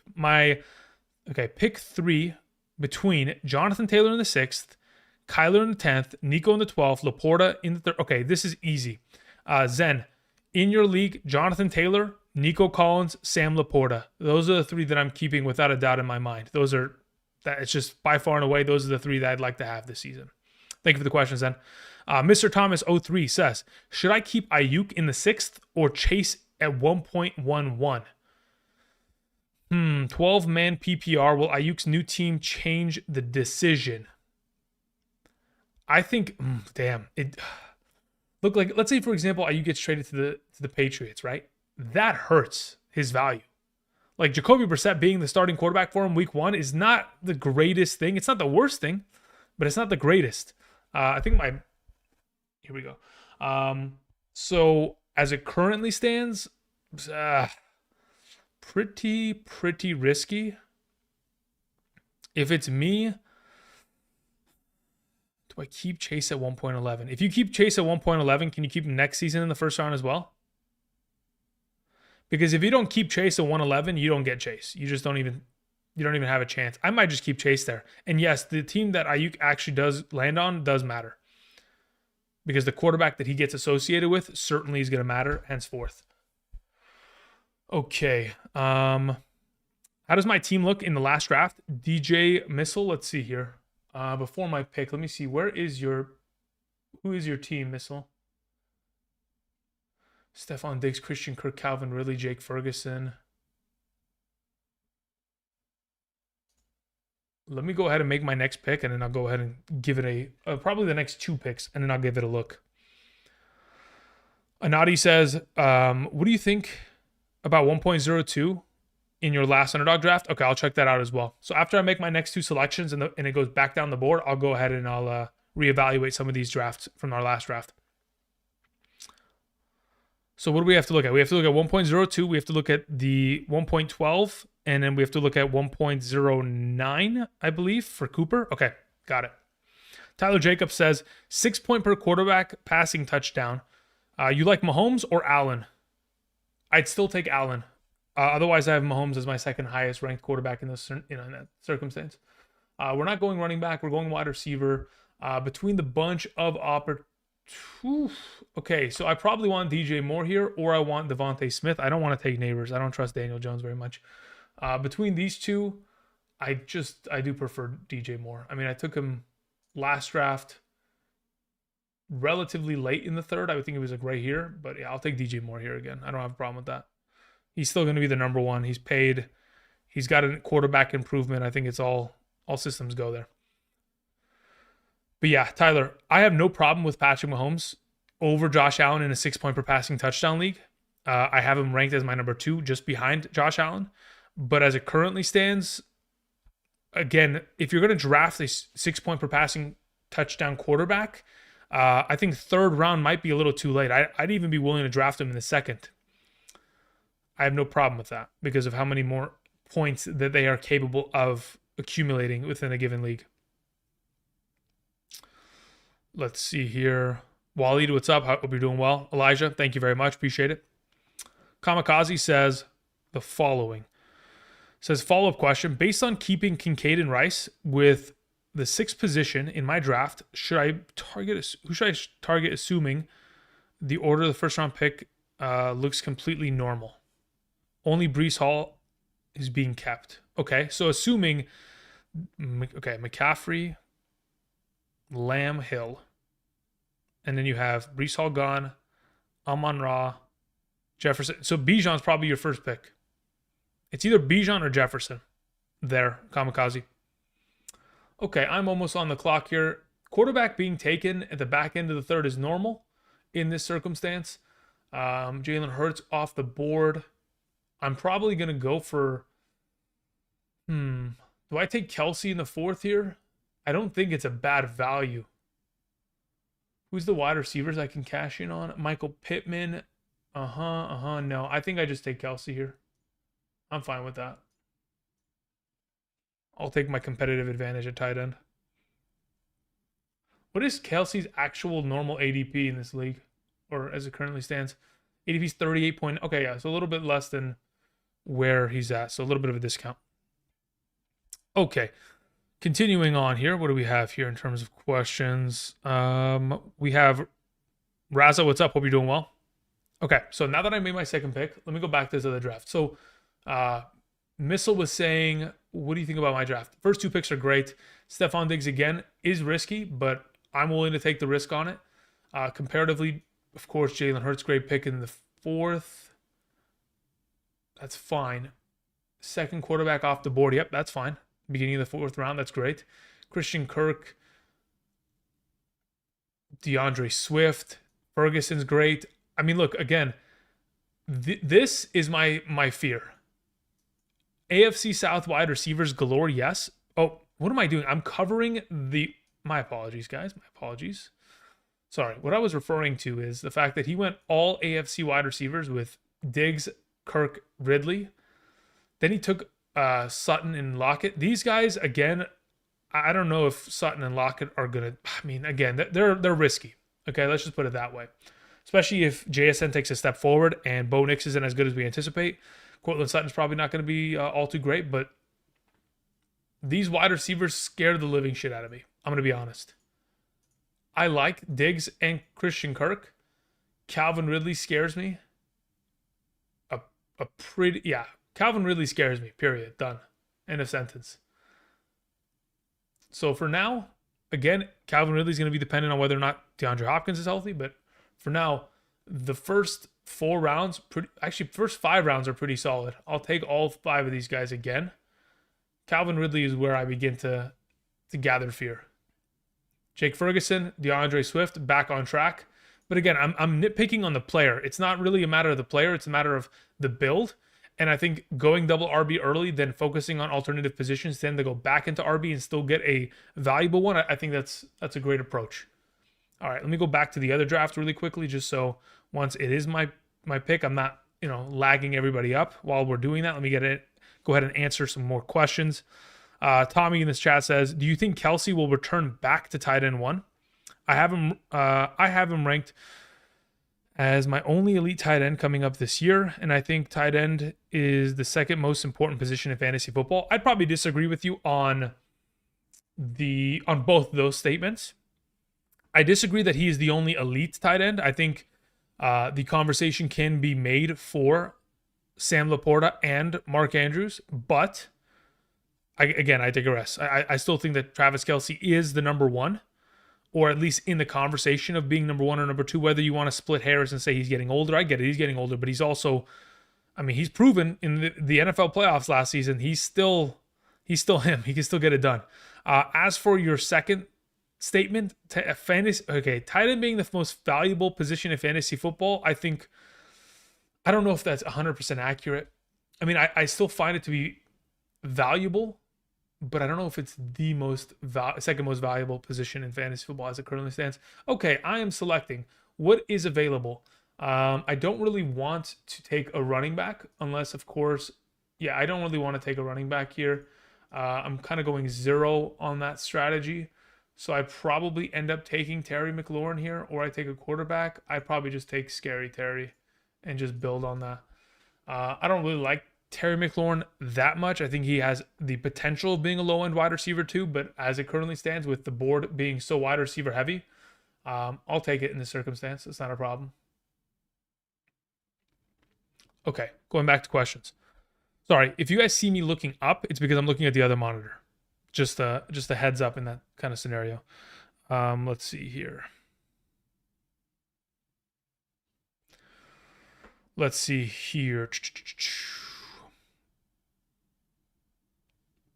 Waleed says, I play in an 8-man league, full PPR, and we're thinking of adding a second QB. What do you think? I think it's a fantastic idea. It'll make the league far more competitive if you have a second starting quarterback every week. Heavy says, Pats have the 9th best O-line in the league. Put some respect on the Pats name. I wouldn't say that they have the 9th best O-line. That is not at all what my rankings were the other day. I think a lot of people misinterpreted the rankings in which I put up on screen. They are the 9th best run blocking O-line based on 2023 performance. Okay? So they're not the 9th best O-line. They're potentially the 9th best run blocking O-line. And that is a huge difference in terms of those two statements entirely, right? So hopefully we understand the difference between those two statements and we're not too caught up on the idea that they're ninth. CeeDee Lamb responds to Jerry Jones saying, there is no urgency to get a deal done by saying LOL. I don't even know what. Yeah, I mean, again, we'll see. Alvin Kamara being taken hurts a little bit. That's fine. Still valuable backs remaining. I think I'm going to go fucking quarterback here, most likely.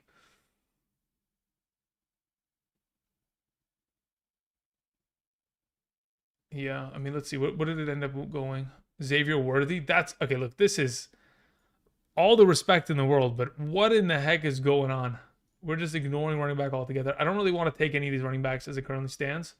So I probably just take my positional advantage. Trust me, I just like Burrow more. I just do. Okay, going back to questions. So we have Kamikaze says Jefferson over Chase. No. If Kirk Cousins was there, I'd say absolutely. But if it's Sam Darnold is not as reliable, or hasn't been given the chance to prove that he's as reliable. Therefore, we have the risk implicated there. Does Stafford age worry you at all with the Rams offense? Of course. Absolutely. And at any given moment, Stafford could literally fall apart and be out for the season. It absolutely can happen. But the improvements they've made on offensive line certainly give me a little bit more hope in terms of the protection of him. And obviously, he played very well last season and in 2021. I know that 2022 obviously was banged up, but he was hurt before the season even started with his elbow. So there's always concern, and there's always the idea that looms that he could end up getting injured and hurting the value of Puka and Kyron and Cooper Kupp. But as of right now, we try to think positively, of course. Tommy says I'm biased because I had Kelsey the only time I won a chip. LOL. Yeah, I don't blame you. I do not blame you.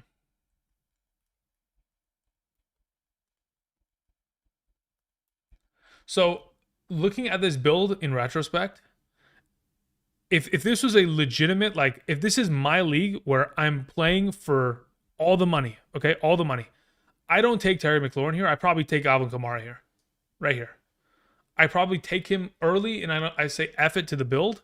But in the case of like just attempting the build and just structuring it out in a league in which you have 3 starting wide receivers, I'm going to keep it flowing, but just giving you some context. I would have taken Alvin Kamara there. There's no way I wouldn't let Alvin Kamara, I would let him get past me in those kind of circumstances. I obviously risked it to see if he'd come back to me in this round, but in a lot of those scenarios, I wouldn't even take the risk. Tim P says full PPR. I got Brees Hall, Kyron Williams, Rashad White, Kupp, Jameson Williams, Godwin, Kittle. Okay. Dallas, Goff. Okay. I mean, look, I don't love your quarterback. I think Goff is solid, but he is not going to win you weeks. Kittle's great. Godwin, I think, is probably your wide receiver too. So it's Kupp and Godwin, which again, in a full PPR could be of value, but again, it depends on what kind of Chris Godwin you get this year. They're moving him back to the slot, which of course is a positive thing, all things considered. So we'll keep that monitored. But as of right now, I mean, your running backs have to carry you week in and week out. And that is already a given. You know that. Okay, let's see here. Oh, I'm on the clock.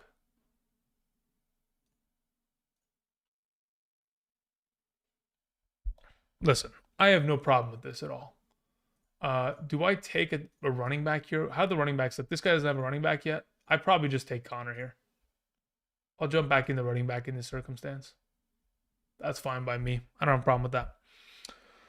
All right, let's see here. Who's the number 1 wide receiver for Green Bay? Are you avoiding them? Jaden Reed is the number 1. Very close behind, I think Romeo Doubs is the number 2. The thing is, depending on whether Christian Watson is healthy or not, is kind of going to determine the value of these wide receivers. Because Christian Watson could very easily be 10 points per week in fantasy, assuming he's on the field and fully healthy. But I know that the other day he got injured already this offseason, so knowing him, his hamstring issues from last year, all of that kind of implicated, it's Jaden Reed as the number 1. Romeo Doubs is the number 2. I think they're both easily top 40 wide receivers this season. I have Jaden Reed in my most recent update from earlier today at like wide receiver 33. Again, it is tough because I don't know who's going to get the ball at a vast majority this season, but I would assume that it is Jayden Reed based on what we saw late last season from his contributions. Let's see. Elijah says, what's the easiest spot to draft a great team from? And what spot is the most difficult? I'd say the easiest spot to draft a team from is probably one of the ends. So either 1.01 or 1.12, primarily because you get to pick twice in a row. So like in terms of ease, those are the easiest places to select from. In terms of the most difficult places to select from, I think it depends on multiple factors. I think like 1.9 to 1. Maybe 1.9, 1.10 is the most difficult as it currently stands. Okay, back on the clock. Let's see here. Okay, I don't really.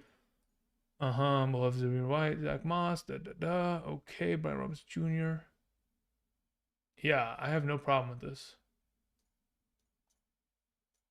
Go back in for double running backs on the rip. Okay. Let's see. Where are we at? Okay, yeah. I was supposed to go back and review somebody else's draft, so let me do this really quickly. Tyreek Hill into Mike Evans. Mike Evans ahead of Olave. Yeah, I mean, you got a discount on Mike Evans. You got him at the back end of the second, which I like. Josh Allen in the third, I think, is a little too rich for my blood.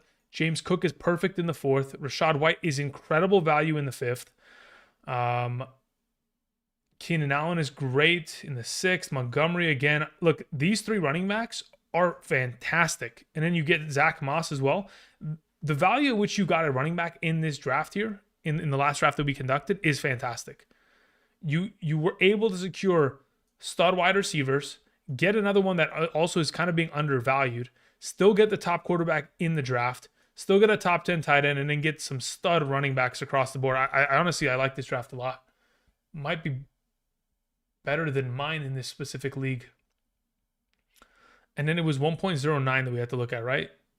Garrett Wilson into Nico Collins, Sam Laporte in the third, Mixon, Ramondre. Mixon scares me. I don't think Mixon's going to play too well this year, but we'll keep an eye on it. Ramondre's fine. Where did you select him? You selected him in the fifth. In terms of value, yeah, I think that's appropriate. Again, I would have rather. Where is Kenneth Walker on this board? Is he taken far before? Kenneth Walker a little bit before you. Yeah, no, it's appropriate. I think Ramondre's perfectly fine there, especially after starting double wide receiver. Hollywood Brown, Chris Godwin's fine. Jared Goff, I'm not too interested in, but then you go back in for running backs, which are great. I think in terms of running back build, the depth of which you have with those four, Jalen Wright, obviously a lottery ticket. Don't love the Jared Goff in this route. Let me tell you why, guys.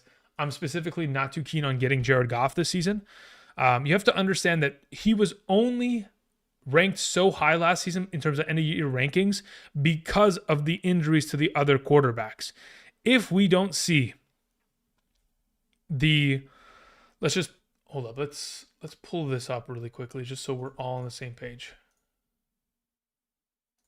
So if last season, if Joe Burrow doesn't get injured, if Justin Fields doesn't get injured, if Kyler Murray plays a full season, if Anthony Richardson plays a full season, if Justin Herbert plays a full season, they're all outranking Jared Goff last year because he's only averaging 17 fantasy points per game. And all the quarterbacks that I just mentioned, all of them averaged 18 or more fantasy points per game last year.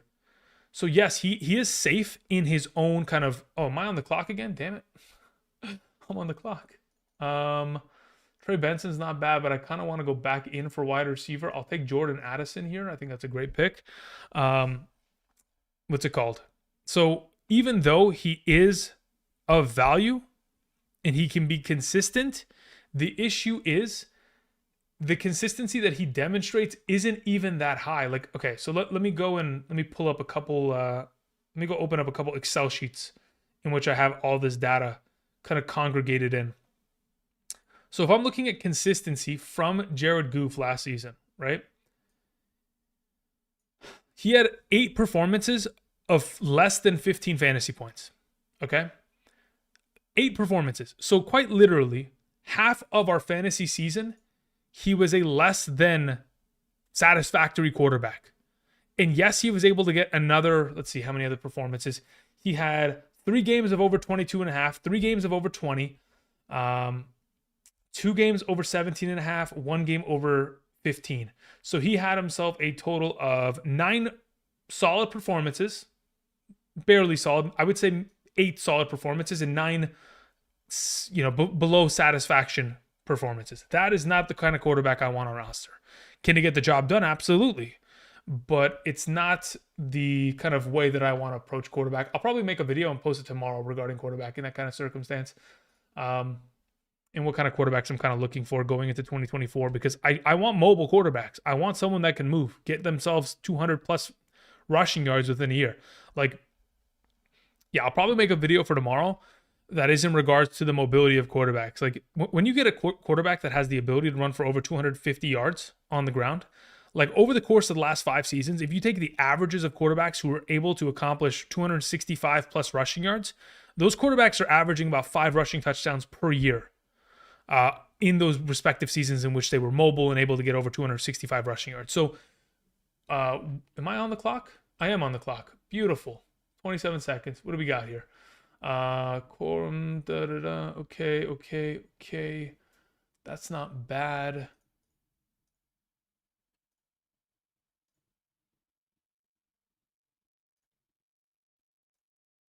I'll take Eckler there. Okay, sorry. So in terms of the potential of a quarterback, in terms of being able to run the ball, which again, many quarterbacks are capable of doing so at a pretty good capacity. Like I still like Joe Burrow, Dak Prescott, Jordan Love, because they have the capabilities of being able to run for 250 to 300 rushing yards within a year.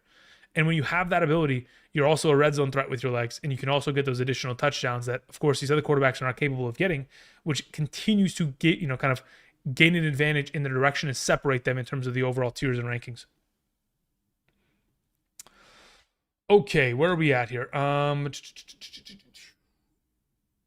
Okay, I want to go ahead, full screen this, and kind of give a little bit more focus to some of these questions that are being sent in. I do appreciate you guys joining us this afternoon. Again, this is the first live stream of the 2024 season for the channel. Hopefully there will be more coming in your direction.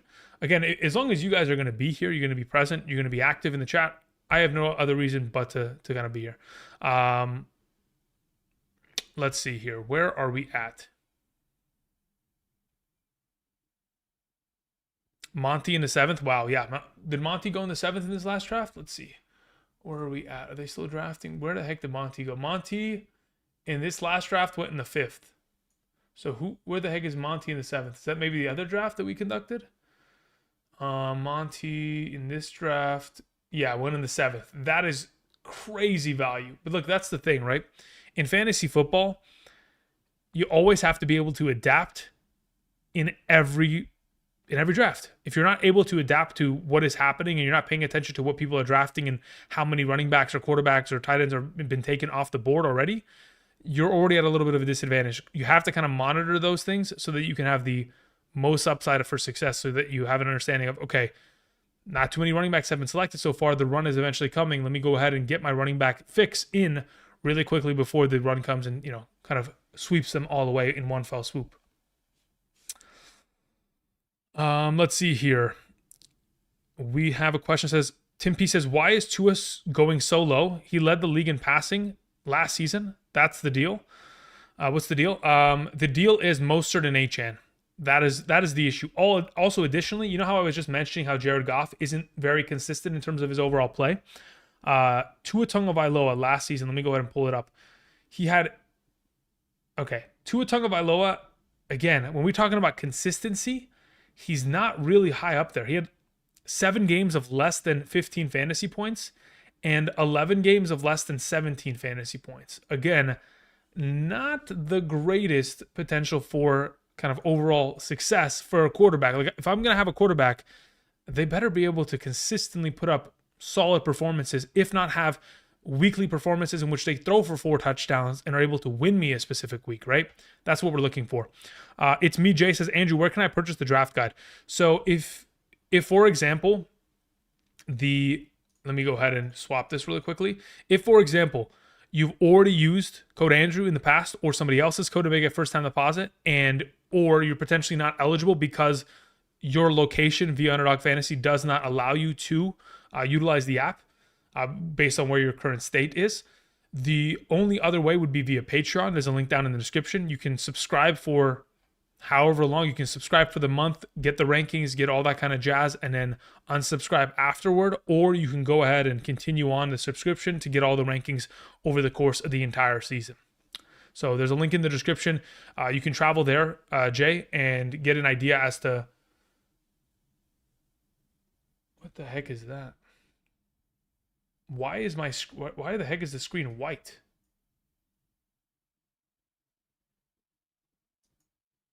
Okay, that's why. Got it.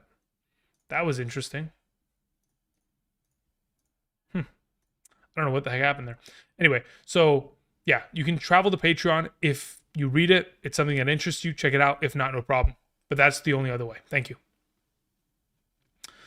Hey, Andrew, general tips for quarterback flex league? Yeah.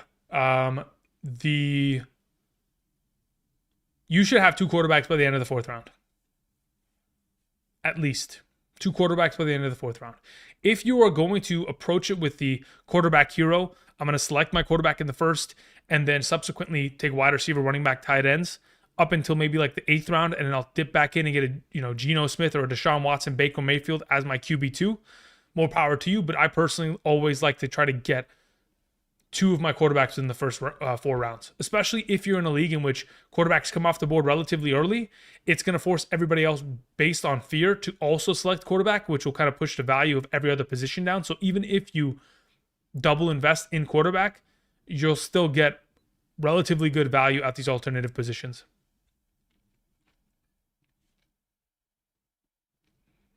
Cup or Waddle, who's better?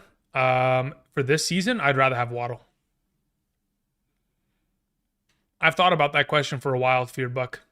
That one has kind of gone around my head for a while. But yeah, for right now, I'd rather have Waddle going into the season.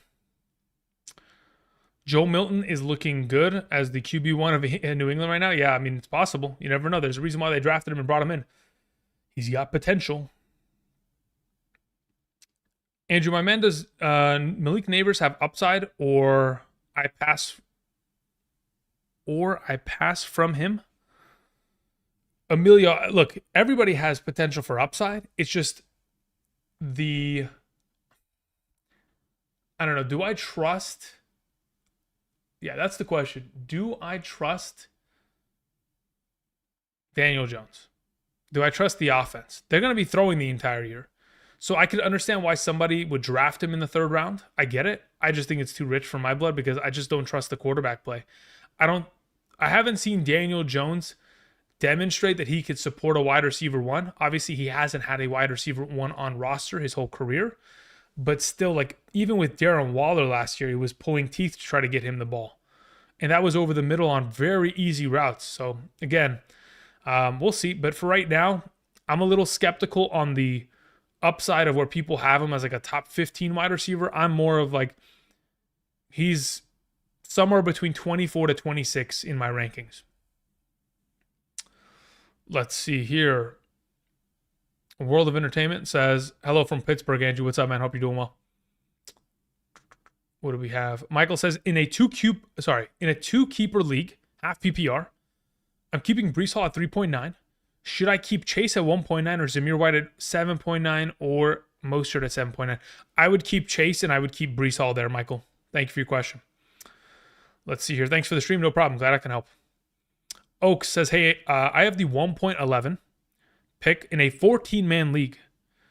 Who do you think I should draft between Gibbs, Wilson, JT, Saquon, full PPR?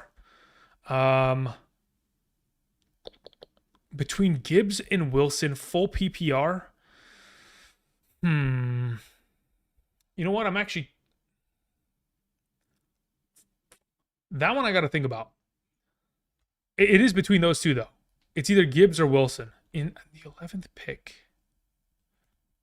So I'm trying to do it in my mind. Like, okay, so if it's a 14-team league and you take Gibbs, theoretically, your best available wide receivers probably like Adams or Evans at that turn coming back towards you. If you were to take Gibbs, the best running back, I mean, Gibbs will go, Taylor will go, Saquon will go. You could get Kyron in the second. So it's maybe like a Wilson Kyron versus, you know what? Let me look at the last draft that we just did. Gibbs went at 12. So if you theoretically get him at 11, and then you have, so it goes to 14, and then you get 14, 13, 12, 11. You can get like a Gibbs, Drake, London build. Okay, Gibbs, Drake, London, or Garrett Wilson and Kyron Williams. Yeah. If it's Gibbs, Drake, London, or Garrett Wilson and Kyron Williams, I will take the Garrett Wilson approach. That's what I'm thinking as of right now. Those are the two theoretical like ideas, but that's the kind of direction I go in. Andrew, you like JK this year? Listen, I like JK every year. The issue is that JK has just hurt me more often than I can imagine. The guy has just continued to be unfortunately injured, and it's nothing that he could change. Like, it's just unfortunately, you know, the reality of the situation, the circumstance that he just gets injured. So is that going to force me to less prioritize him? Yes.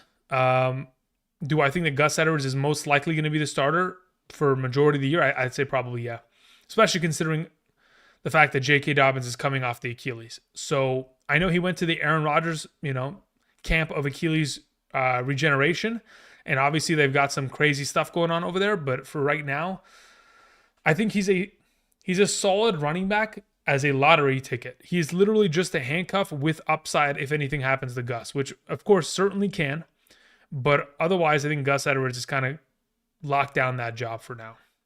But it could change again. Training camp, there are many things that will transpire over the coming weeks here that will either win or lose them the jobs accordingly. Or maybe they just end up 50-50 splitting. It's a running back by committee situation, which makes it even worse for us because then we have to wonder who's scoring touchdowns in those scenarios. Because otherwise, I'm thinking that Gus Edwards, regardless, is going to be that goal line back.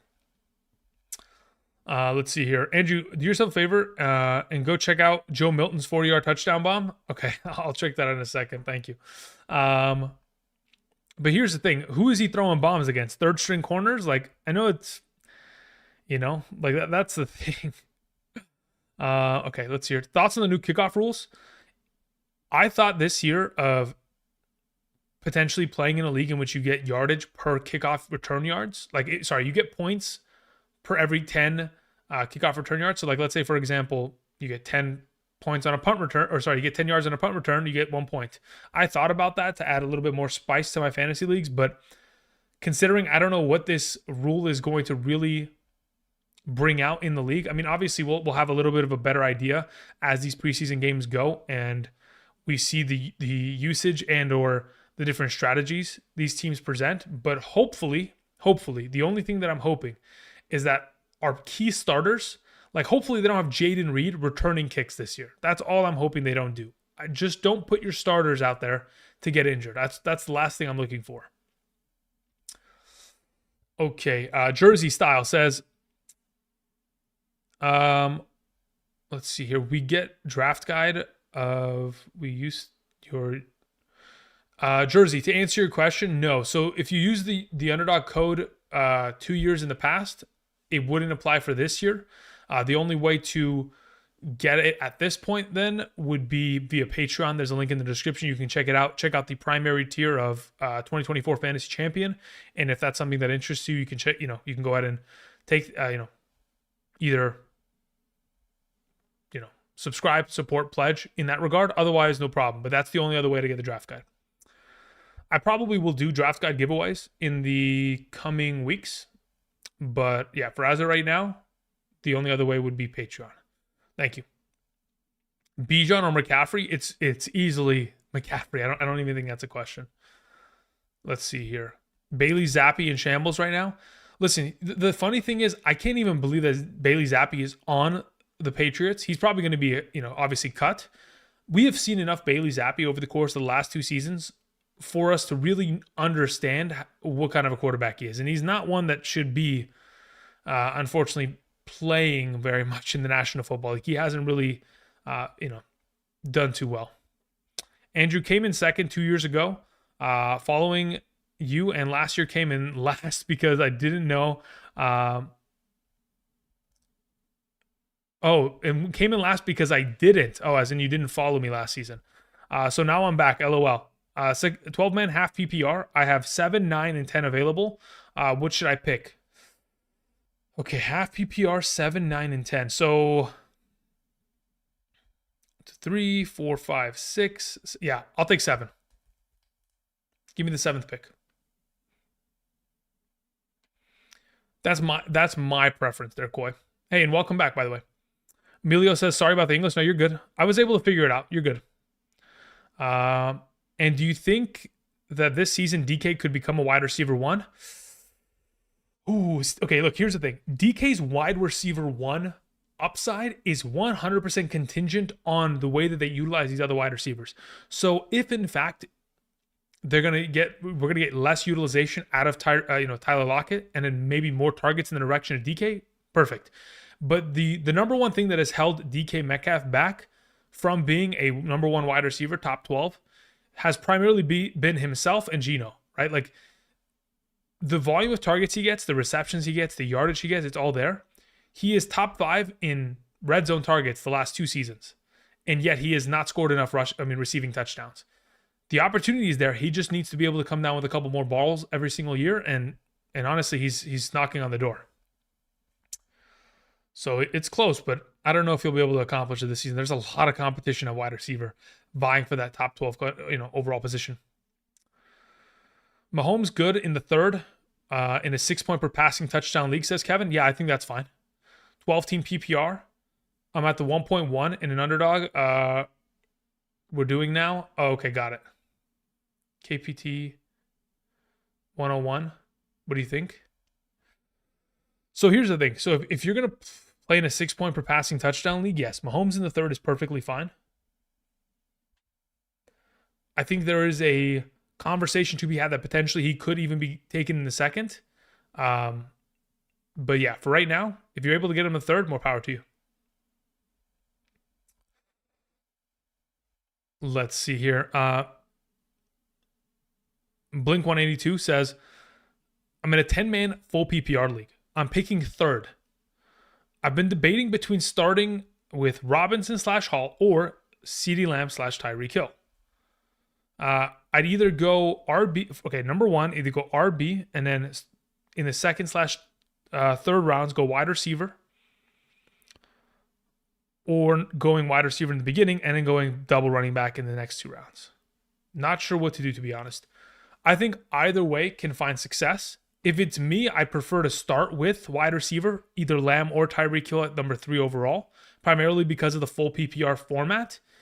And then also additionally, because of that full PPR format, there is more of an incentive for teams to draft wide receiver within the first 2 rounds. So the running back value is going to be pushed down far more within that draft. So I think you will find more running back depth in the second / third than you will wide receiver, considering the wide receiver position is going to disappear relatively quickly within the first. I mean, if you pick third overall in a, 10-team league? Yeah, in a 10-team league, I think you actually could do both because there's not as many teams. But yeah, so if you have 1.03 and you have 2.08, I think going for wide receiver in the first and then running back in the second and third is probably the best plan of action, at least in my mind. A-Bombs YT says, Andrew, just a quick fantasy football question. Can you do the rest of the stream shirtless? No, there's too much hair. There's too much hair, brother. Sorry. And also, I'm sweating. These lights are killing me, and the air in this house is turned off for some reason, so I am slowly dying. But I appreciate the ask. Auto draft Andrew. Yes, listen. As soon as we get to a position to where I got to get back to answering questions, I just let it ride. I let it ride. Let's see another question from World of Entertainment who says, full PPR 12-team league. I'm pick number 6.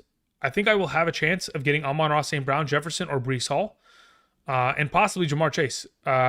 Which would you pick? Look, okay, so if in fact you're in a full PPR league and you somehow have an opportunity of taking Chase, great. Otherwise, if it's not Chase, it's Amon-Ra St. Brown second, Breece Hall third, Jefferson fourth.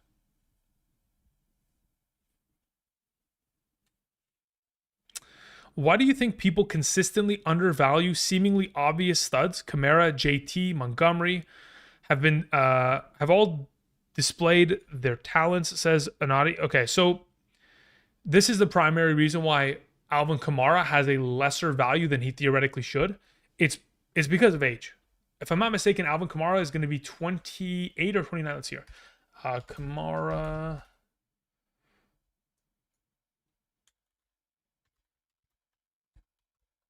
He's 29. Yeah. He just turned 29. So this is his age 29 season. So on top of the fact that it's his age 29 season, and then on top of that, additionally, the fact that he has been a little bit banged up the last couple seasons, the expectation is that he should get the ball, 20 times per game? If all of that continues, there may be a chance that he could miss time because of injury. So people are worried about that. The undervaluing of JT theoretically revolves around the idea that, again, he's missed a vast majority of his games each of the last 2 seasons. So they are worried that that may continue to be an existing thing. Again, Jonathan Taylor only missed the first 4 games of the season last year because he didn't have a contract. So they put him on the PUP because he was quote unquote injured, right? But again, he wasn't signed to a new deal, so he didn't want to play. As soon as he signed a new deal, brand new, he's ready to go the next week. He's playing. And then later on last season, Jonathan Taylor had I think it was a hand injury. So again, it wasn't like a knee or an ankle. So again, they're just worried about injuries. That's it. That's the only reason that these guys are being undervalued theoretically. Otherwise, I don't get it either. Trust me, I don't get it. That's why I'm literally grabbing Alvin Kamara in almost every scenario I possibly can, based on how undervalued he is. Montgomery, again, is another one of these guys that certainly can end up averaging anywhere between 11 to 13 fantasy points per game this season in a half PPR. Jeff Miller says, welcome back. I'm in one serious league. That's it. Okay, cool. What are your thoughts on swinging for the fences with riskier picks versus playing it safe and just trying to get to the playoffs? Yeah, I don't have a problem with that. The whole thing, Jeff, is how do you feel about that? If you're playing in only one league and you have exposure to just one set of 15 players, okay, that you draft, and then of course whatever you end up trading for or picking up off waiver wire. But if you only have the exposure to one team, can you live if your team falls apart and the despair that it could potentially, kind of bring you between the months of September and January? Can you live with it? If you can live with the high risk, high reward approach, by all means go for it, because I do think that there is a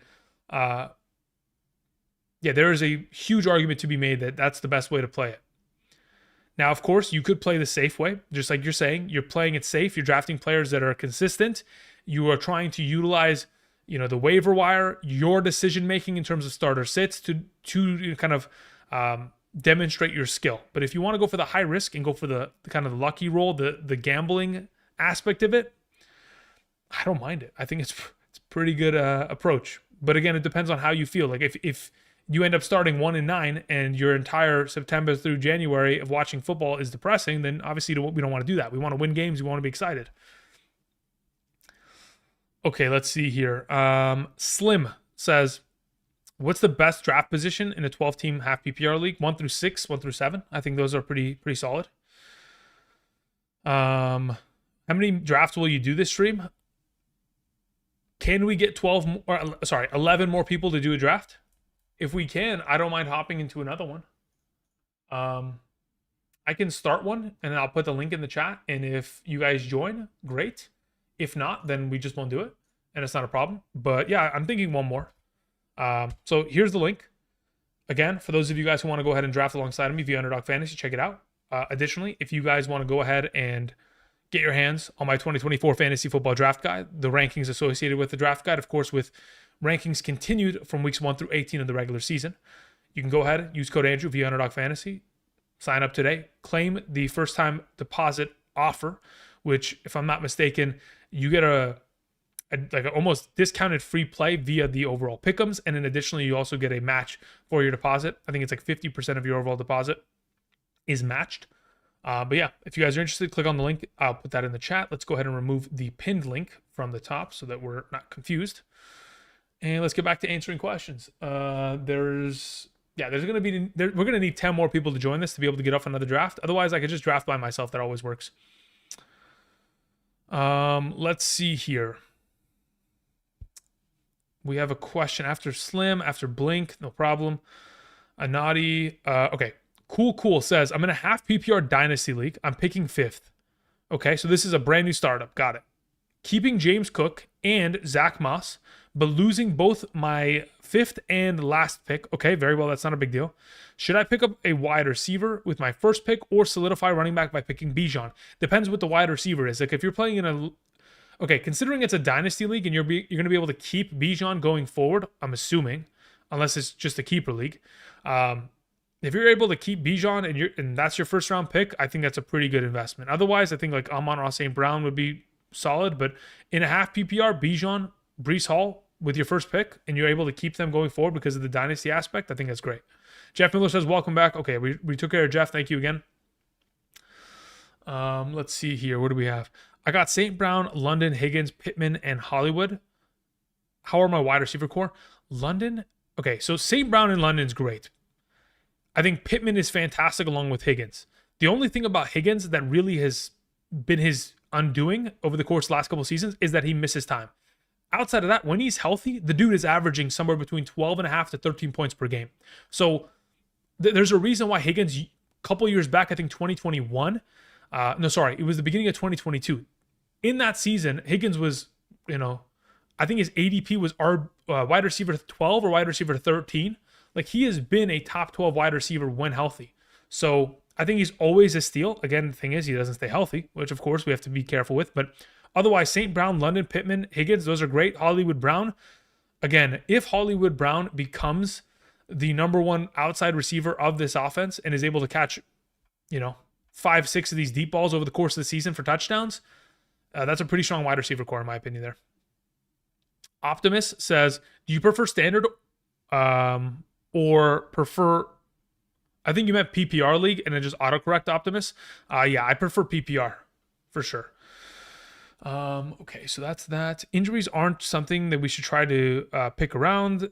Save maybe an ACL. Yep, that's about right. Yeah, that's you're 100% correct with that, Anadi. But again, the injuries. Okay. Here's the thing. Injury consistency is a thing. There are players that are just more injury prone than others. Does that guarantee that they're going to get injured? No. But when I draft a team, I have to understand the implicated risk that I am making when I select Deebo Samuel, right? Deebo Samuel, when healthy, is a top 12 wide receiver. When he's not healthy, he is obviously not on the field and obviously on my bench, killing my team. So there is a give and take with every player. Some have more risk, some don't. So that's all I'm kind of saying. Oh yes, unless it's an ACL or an Achilles, really, we shouldn't put too much value into it, but it still needs to be within the conversation. Let's see here. JT says, on a 14-teamer, should you do snake draft or salary cap? Ooh, I think okay. I think it is truly based on preference. If you're going to play in a 14-team league, the way that you determine the snake draft order needs to be fair and concise and should not be left up to question.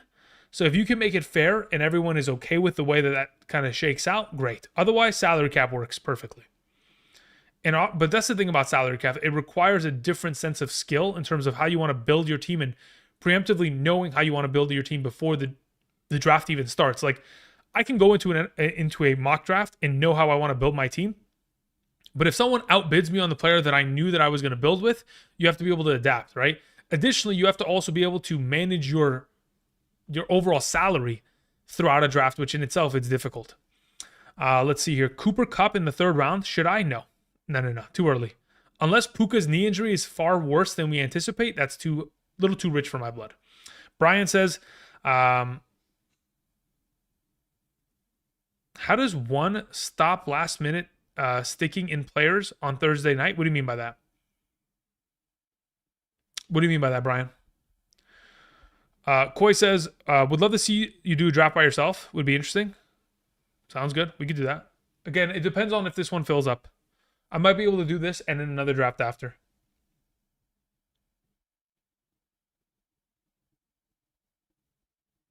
Nate. Got it. I'm just going to call you Nate then. I'm going to call you Nate. Anthony Rodriguez says 8 more. Okay, yeah. Let me go ahead and switch screens just so that everybody gets an idea. Again, we are drafting via Underdog Fantasy. If you guys are interested, go ahead and join us right now. There's 5 of us in here currently. We just need an additional 7 more, and we're good to go. So be sure to swing on by, join in, and of course draft alongside of me. Thank you. Salary is always the right choice. Yeah, I agree.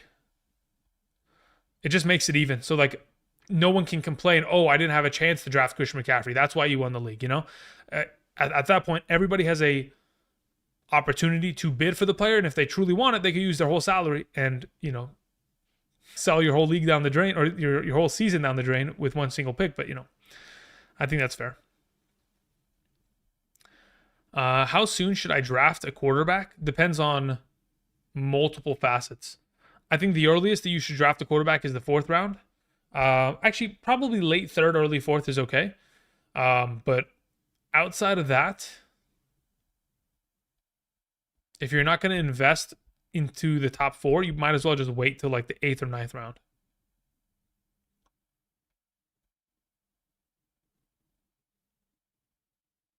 Seven more needed. Yep, 7 more.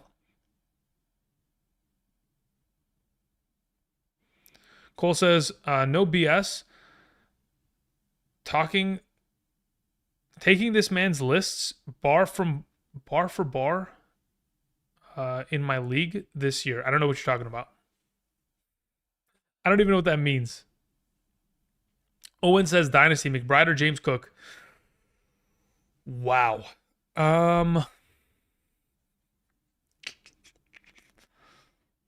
If it's a full PPR, I think I might go with McBride, actually. Do you do salary in your home league? No. I don't play in any salary leagues. I haven't played in a salary league in many of years. Siobhan, thank you. Scott says, in a 10-team Superflex full PPR league, do I keep Kyler Murray in the 5th round as a 5th round pick? If I do, I can't draft a second QB until the 9th. Why is that a rule? In a Superflex league, if you can't draft a second quarterback till the 9th, your second starting quarterback is going to be like Bryce Young. That's kind of, like, do we want to deal with that? Considering it's a 10-team league, like, maybe it'll be a little bit better because everybody will get a 3rd quarterback, but I don't know. I'd have to think about that one, Scott. I think that's tough because, okay, let's say for example you don't keep Kyler in the 5th. Can you draft quarterback in the 1st and 3rd round? Like, do they, or do they? Is there a rule set in place for your league to where you can only draft in a certain spectrum? Like, if you draft a quarterback in the 1st, you can't draft another one till the 6th. Like, is there like a cooldown per se on when you can draft quarterbacks? Let's see here. Colin says, I got in the draft. Got it. Perfect. Sounds good. Thank you.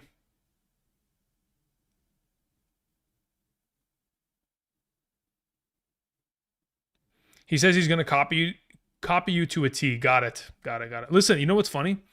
Like, even in my own leagues, so even in my home league, okay, the homies will pull up my rankings, use it against me, and beat me with it. Like, it happens. Stuff happens. It'll work. Sometimes it won't. Sometimes it will. It's just a matter of, like, do the chips fall in the right direction? Do the dominoes fall in the right direction? And sometimes they do. So, yeah, I appreciate that, though. I appreciate the confidence, Cole. Thank you.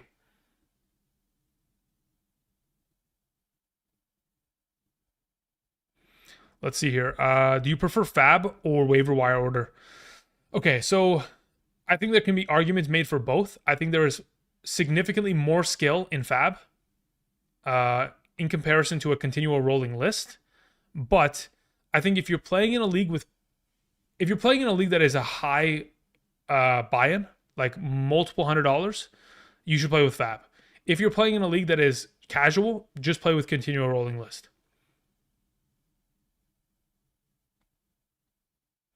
Because as soon as you add the Fab potential to a league, it makes it a little bit more serious, because even the worst players in that league, like let's say, for example, the person that's always last place in your league, if they don't know how to function fab, if they don't know the value of fab and value of players accordingly, they're going to miss out on key, waiver wire pickups, which again is great for you, but is going to make the league less competitive. At least there will be a lot of really good teams and then a lot of really bad teams, which if you want it like that, you can, but otherwise that's kind of how I've approached it. Thank you, Bill. I appreciate that. Very generous super chat there from Kurgan. I've been enjoying all your info. Thank you very much. I greatly appreciate that, my man. How do I join the draft? Oh, let me go ahead and share draft. Sorry. So there's a link right there. If you go ahead and click on that, if you already have an Underdog account, you can join. It's a $3 entry. If in fact you don't have an Underdog account, it'll allow you to make one using my code so that you'll additionally get my 2024 draft guide and rankings. And then of course you get the subsequent rankings every Sunday morning throughout the 2024 season. So of course take advantage of that right now for those of you who are interested. Thank you very much. We will be here until probably 8 p.m. So the next 45 minutes. Someone had told me earlier to go and look at the Milton passing touchdown. Again, here's the thing. Milton could end up being the starter, but not this season. I don't think so, at least. They're going to have to let Drake May have multiple opportunities at it. Let's see here. I mean, here's the thing about the Milton touchdown. As soon as the wide receiver comes into frame, he has beaten the cornerback by 6 yards already. So, we love it. Milton, fantastic. But, geez Louise, that cornerback was completely cooked. Okay. Let's see here. Any other questions? Are we almost filled in? We have 5 more spots available for those of you who are willing to join. Thank you very much. What I'm going to go ahead and do... actually, I can't do that. Never mind. Actually, maybe I can. I wonder if I can... I don't think it'll let me. I'm going to try it, though. Let me try something real quick. So if I do this, and then I go to Underdog on my second monitor here, and then I fire up the same draft, completed, let's see, active, right here, and then I go to draft. I think I can, actually. Okay. We'll try this. We'll keep an eye on this.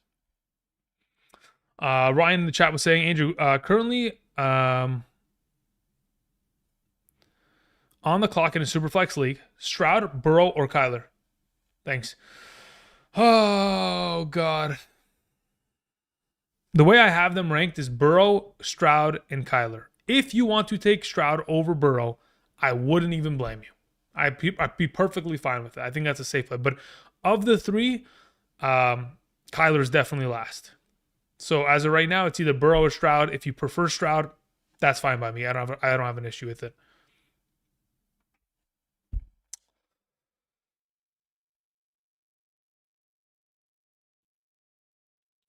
Okay, we have that. We had a question from Gerard earlier who said, "Sup, boss? How do you see the splits in Houston/Green Bay wide receiver rooms?" Okay, well, here's the thing, okay? Houston last season did not like to run a lot of 11 personnel, which is 1 running back, 1 tight end, 3 wide receivers. They did not like to run a lot of 11 personnel.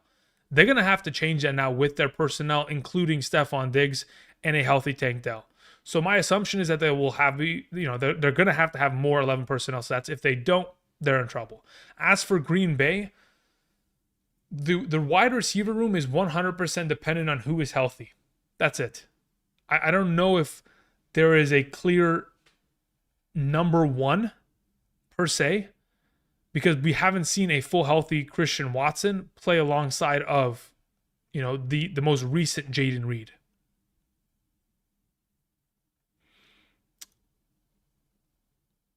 Got it, Nate. Thank you.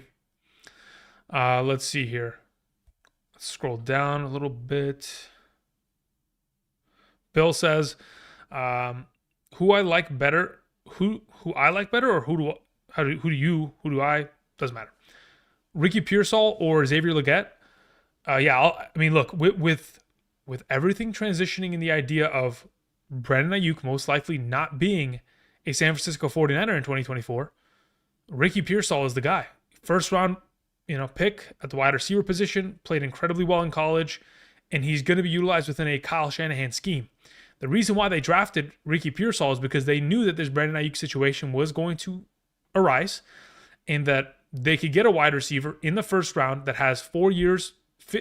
Actually, they can keep Ricky Pearsall for 7 years without giving him a new contract. 4 years on his main, 1 extra year for the 5th year option because he's a first round pick, and then they can franchise tag him twice in a row. So again, they strategically knew that this Brandon Ayuk thing was coming, and they prepared for it by bringing in a great wide receiver that hopefully can find immediate success. And he's certainly moved up my draft rankings earlier today, and will probably continue to rise as we get more and more information regarding the Ayuk situation. I can't say that he's going to join in and immediately be a top 36 wide receiver, but outside of Debo, Kittle, McCaffrey, they need another receiving option within this offense, because there's a vacation of over 1,300 receiving yards that is just absent without Ayuk in the lineup. So definitely Ricky Pearsall is the guy that I'm looking towards in that scenario, for sure. I think Xavier for the Carolina Panthers is going to be in a learning kind of season, because Deontay Johnson is going to be number 1. Adam Thielen in the slot will be the safety blanket number 2. And then Xavier could probably be the number 3 within that option, that offense. But again, I don't know how much success that offense will find to where you can, sustainably function 3 wide receivers on a consistent basis within it. Colin says, I'd love if my Steelers can get Ayuk, but I don't know if we're going to get it done. Yeah, the issue is that the San Francisco 49ers right now want another wide receiver in exchange. So the assumption is that when they went to Cleveland, they said, hey, give us Amari Cooper and a draft pick. Obviously, the Cleveland Browns weren't too happy with that. And then when they've gone to the Steelers already, they probably said, hey, give us George Pickens and a draft pick, and we'll give you Ayuk. And they probably don't want to do that either. So the thing is, unfortunately, 49ers are kind of in a tough spot because they got to get rid of him, because he's not going to sign. And he obviously doesn't want to play for the organization anymore. And they also don't want to be left hanging this season. We need 2 more people to join this draft above me. If you guys are interested, again, the link is pinned in the comment section, not in the comment section, but in the live draft on the very top, if you're interested. Alex says, would you take Jamar Chase over Justin Jefferson in the number 3 spot in a 10-team PPR league? Yeah, I would. I have him ranked higher than Jefferson as it currently stands. Again, if Jamar Chase doesn't show up to training camp, then we're in a little bit of trouble. And then at that point, we would potentially pivot, because again, I don't want to deal with Jamar Chase potentially not practicing for the entirety of the month of August, then showing up for week 1 and being a shell of himself in comparison to his potential limit. So we could end up pivoting there. But for right now, yes, I would take Chase.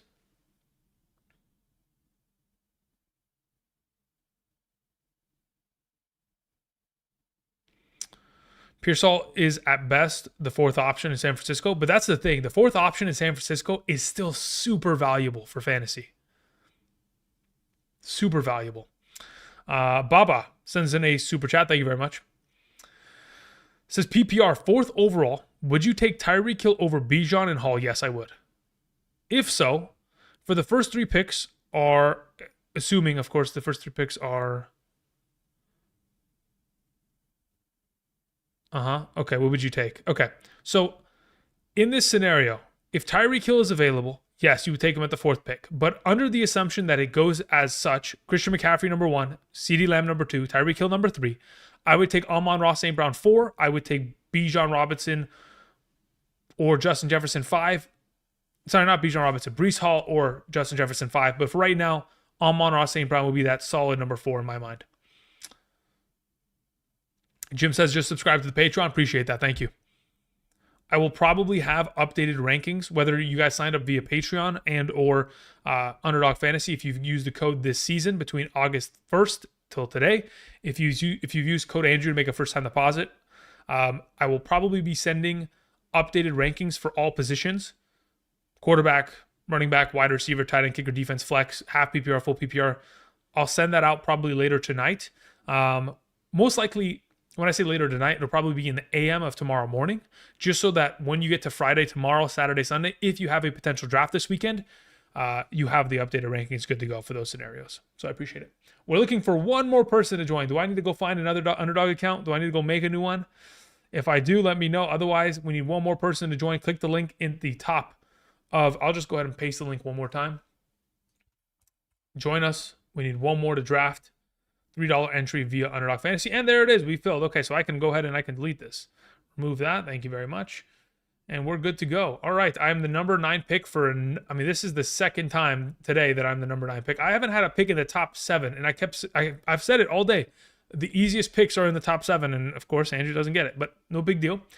Under the assumption, okay, of course, McCaffrey goes 1, then we have Lamb, Tyreek Hill, Breece Hall. That'd be, what, 4 picks there? Amon-Ra, JJ, Chase, that's 8. I'm left with Bijan at 9. I mean, it's either I get JJ or Bijan. So 9's not terrible. Not bad. We'll see. Let's see here. Do you believe that Deshaun Watson can bounce back? I don't perceive I'm not drafting him this year. Can he bounce back? Absolutely. He has demonstrated in the past that he has been successful. But that past was 2020. Since then, he has not been healthy nor great at football. So I'm not saying it's out of the realm of possibility. I'm just saying I'm not as keen on betting in the idea that he could succeed to what he used to be, at least. Is it crazy to take Garrett Wilson over JJ? I would say yes, but I don't see Garrett Wilson as a bad pick, though. Garrett Wilson's a great pick. But JJ is just, he is the best receiver in the NFL, regardless of who plays quarterback for him. I mean, I mentioned it earlier, in the games in which he returned last season from his injury and there was no Kirk Cousins, he was still averaging 18.5 fantasy points per game and a half PPR. He is a machine regardless of who plays quarterback for the Minnesota Vikings, because we know that Kevin O'Connell, the head coach and primary play caller, regardless of who's playing quarterback, is going to be throwing them the ball 11 times per game. And he will ensure that that is going to be the case, especially considering we're going to have the first half of the season with, or at least the first 2 months of the season without TJ Hawkinson in the lineup. That's a lot more potential for targets in the direction of JJ to begin the year. All right, let me go up and throw up this draft. Actually, I'm going to throw up that draft board, but I wonder if I can draft from my other PC and it'll click in. I'm going to try it. We'll see. Let's see here. We had a question that came in from, might be just missed it, but is your Patreon still going on this season? Yes, it is, Foot. There's a link in the description. You can travel there, and then you can check out what's involved within the tier. If that's something that interests you, you can go ahead and pledge a support there. It'd be greatly appreciated. But yeah, if that's something that's not interesting to you, then of course you can continue on. I'm making free content every day via YouTube, and of course I try to give as many rankings as I can. So if that's something that's out of your budget or something you're not interested in, hopefully the channel can suffice. Thank you. Okay, so let's see here. Trying to catch up on questions, but also want to make sure that I'm tentatively aware of what's going on with my pick. What am I talking about? Is Bijan going to fall to me? He's not. I got screwed here. I got to start with A.J. Brown in the first pick. Oh, no. I did the math wrong. Okay, so do I want to start with A.J. Brown? Yuck. I kind of don't. He is... Okay. Forget it. Just give me Gibbs. Whatever. I'm not happy about it. I'll just put it that way. Typically, I'd probably go with A.J. Brown if it's a full PPR, but I just don't want to start receiver again. I just don't. I joined with my code last year. Do I get the rankings again? It depends on when you joined with the code last year. If you joined with the code, if it was literally last year, 2023, then unfortunately no. If it was sometime in 2024, then potentially yes. But if it was last year, then no, unfortunately not.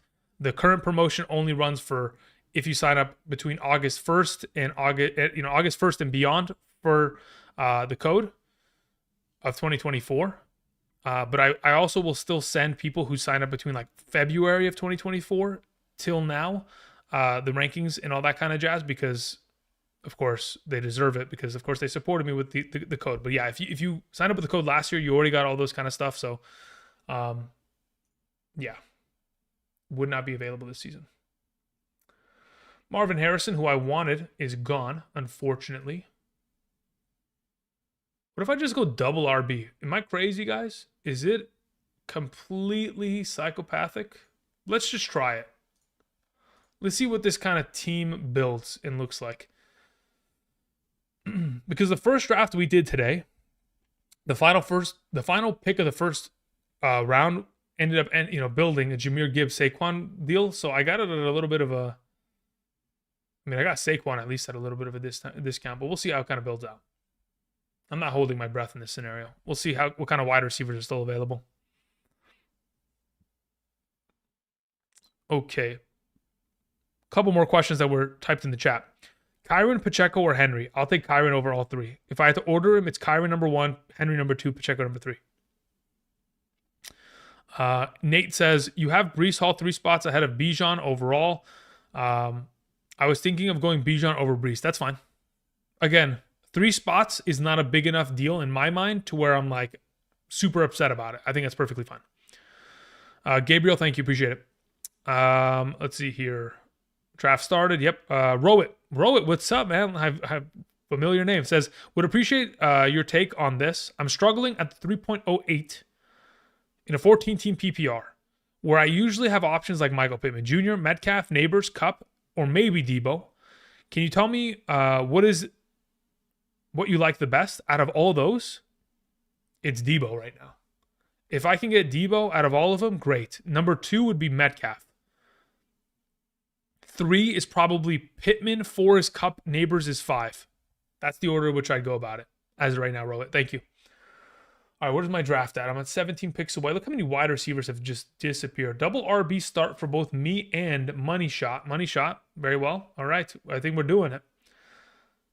I'm assuming you're going to yoink a wide receiver right in front of me, but hey, you know what? It is what it is. We'll figure it out once we cross that bridge. Marco says, what are your thoughts on Anthony Richardson possibly stealing goal line touchdowns from Jonathan Taylor? It is a risk that I have already ingrained within the value of Jonathan Taylor, and I still believe that Jonathan Taylor is a top 5 fantasy back. So I do believe that it is going to exist.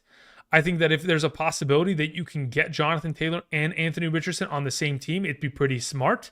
That therefore you can get 100% of the red zone rushing touchdowns within this offense, because there is going to be a lot of them. But yeah, I think it's certainly going to be something that we have to keep an eye on. I would assume that Anthony Richardson is certainly capable of scoring 8 rushing touchdowns this year at least, because of the way that this offense is going to function with Shane Steichen and how we have seen him utilize Jalen Hurts in the past, being the former offensive coordinator of the Eagles in 21 and 22. So as of right now, yeah, it's definitely a risk for Jonathan Taylor, but I still think he has top 5 upside. Thank you, Foot. Appreciate it. Colin says, I'm hoping Chase and Amon-Ra would fall to me, but I'll take Hall. Yeah, I mean, again, Hall is not a bad alternative. Obviously, we want wide receivers, but the alternative is not bad at all in these circumstances. Okay, so Kelsey went in the 3rd, which I think, again, maybe tad bit early, but again, I mean, if Kelsey plays like we anticipate him to, which is an improvement for what he was last season, should see a pretty good Kelsey from the within the year. Okay, so I'm assuming the guy in front of me here, to the left of me, is going to take a running back. Okay. So that happens. And then now this guy's going to take a wide receiver. And then I'm going to be left with taking DJ Moore, which this will be the 3rd time today in which I take DJ Moore within the 3rd round. It is needless to say that I really like DJ Moore this season. I don't think I have to say it, but I think my actions kind of speak the confidence that I have within DJ Moore. Let's see here. I would do 2 RBs here too. Yeah. I mean, it's at this point, if it was a full PPR format in this overall circumstance, I would probably go with, AJ Brown or Garrett Wilson here at the number 9. But considering it's not, I'm just going to go with the running back depth and see what a double hero RB per se looks like and what it functions as. In regards to the next selection of wide receiver, again, wide receiver has quite literally melted. There are very few solid ones left remaining. But I kind of want to risk it for the biscuit if this draft allows me to. What I mean by risk it for the biscuit, oh, here we go. Wait a minute. What is T, who is telling me that he's in this draft and who is in the live chat right now, what is he going to do? Is he going to do it? Decisions, T. Okay, good. He went Josh Jacobs. Beautiful. I'm taking Sam Laporta here. I'm fine with that. Thank you very much, T, for letting me get Sam Laporta in the 4th. I will take that to the bank. I have no problem with that at all. So, a little bit of my build. Again, that's... Okay, so let me scoot over a little bit so we're on the same page as to what the heck happened on the turn here. And then, now that you can check that out, I'm going to go back to answering questions via YouTube live chat.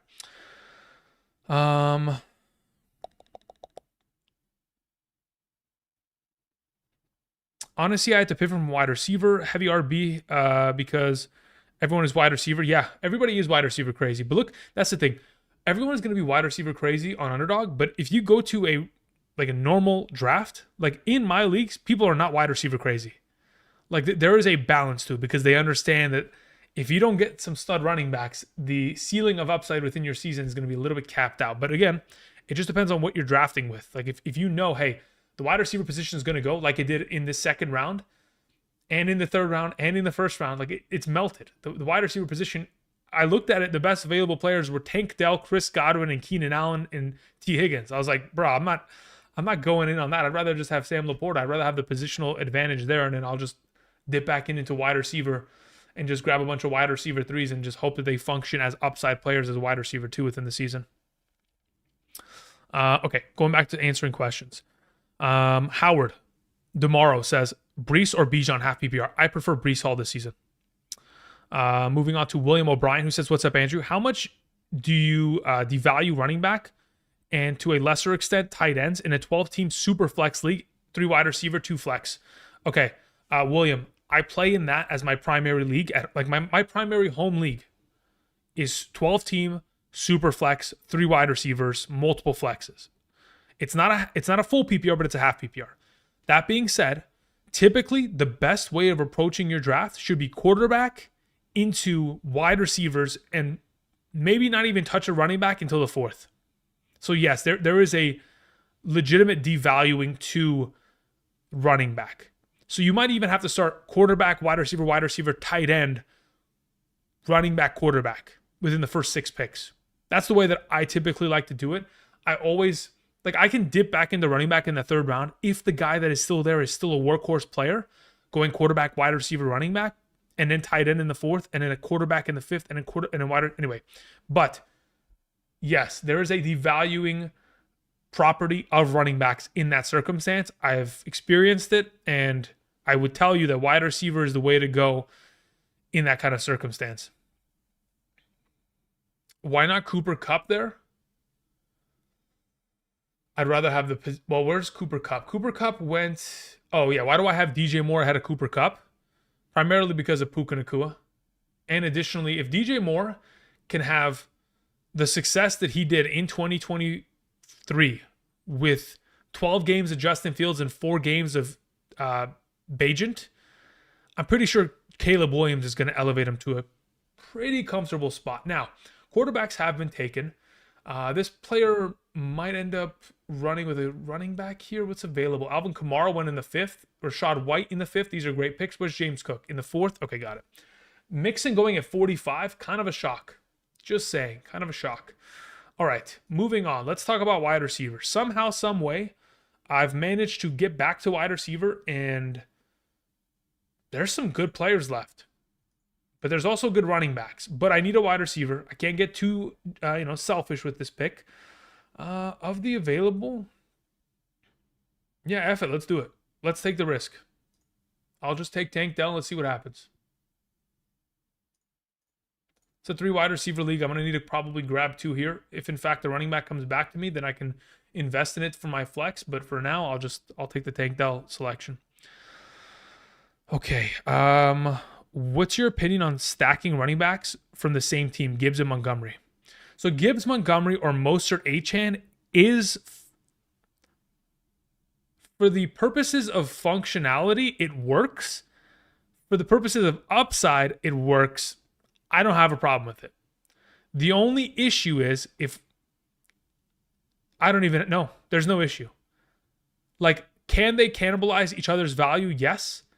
Are you diminishing your potential upside by not having another lone back that is a starter? Yes. But considering the offenses and the offensive lines they're associated with, and the fact that both those teams led the NFL in rushing touchdowns last year, leads me to believe that, yes, you can stack a David Montgomery and Gibbs, having the most valuable handcuff in Montgomery within the league, and then continue on both of them finding success.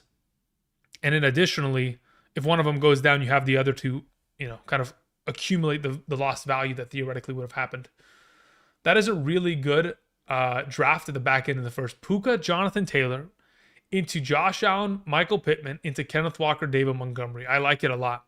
Now, this is a 3 starting wide receiver league, so you're taking a little bit of a discount as your 3rd wide receiver. But again, in the NFL, the most depth-heavy position is the wide receiver position, and you can find guys every year that can be your stud wide receiver 3.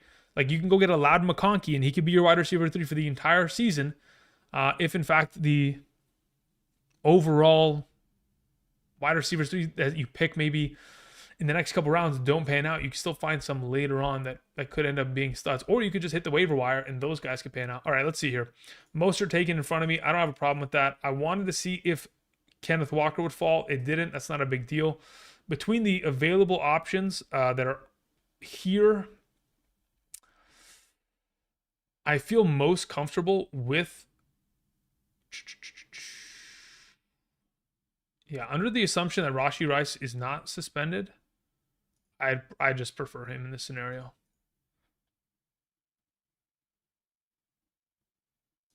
But again, there's always the risk. Okay.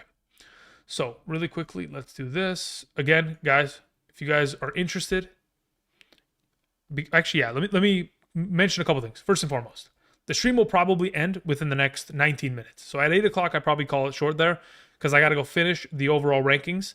And I also have to prepare for tomorrow's video. Tomorrow's video is probably going to be quarterback related because I mentioned it earlier.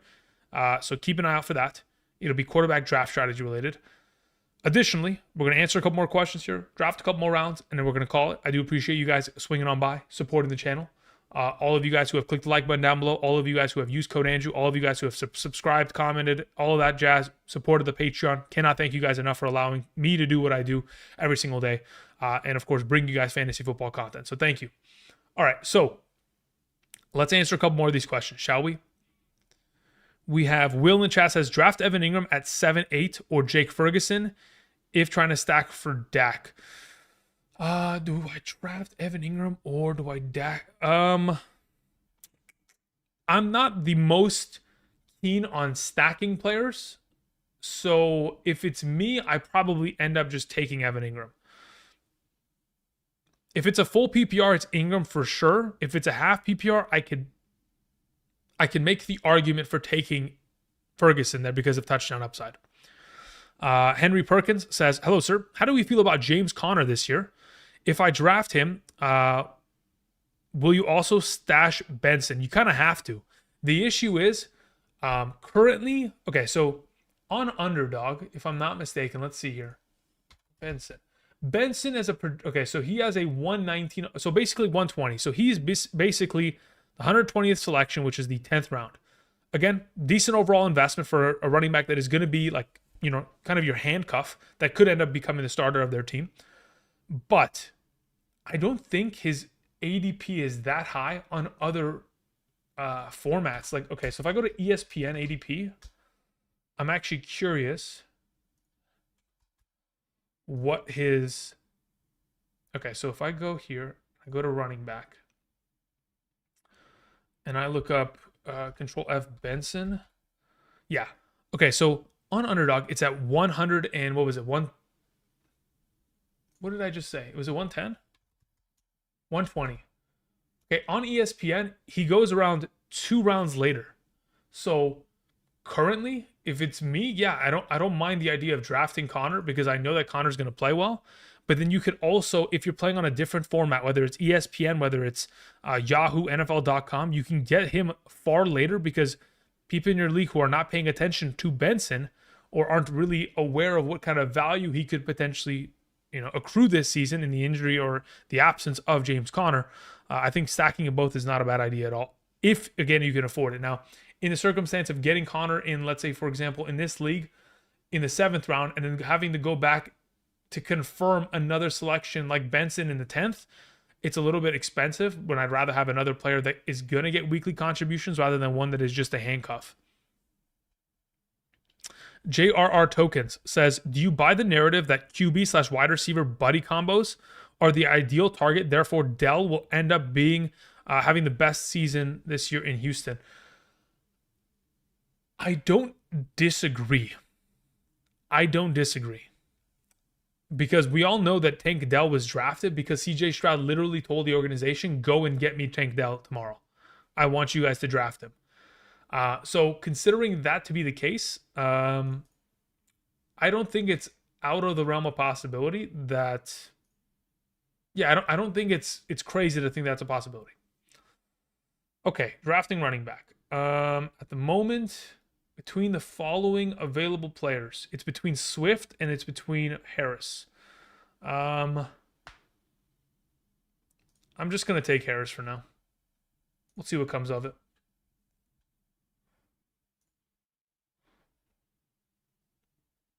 Okay, finishing out a couple more questions. Because look, the buddy system for quarterback, wide receiver, right? Specifically, like we talk about AJ Brown alongside of, Jalen Hurts, that works immediately. If you're best friends with your quarterback, are you going to get the ball more often? It's potentially within the realm of possibility, especially when this offseason, CJ Stroud is doing like a podcast or something, and they ask him like, hey, you can have any player in the National Football League at any position. What player are you drawing up to beat the number one defense, right? And he picks Devontae Adams. He picks, I don't even remember the other wide receiver. And then he picks Tank Dell to be his like slot wide receiver, his Z. That kind of confidence, very promising. So again, I wouldn't be surprised. Will you post a video on overall draft strategy prior to August 24th? Yes.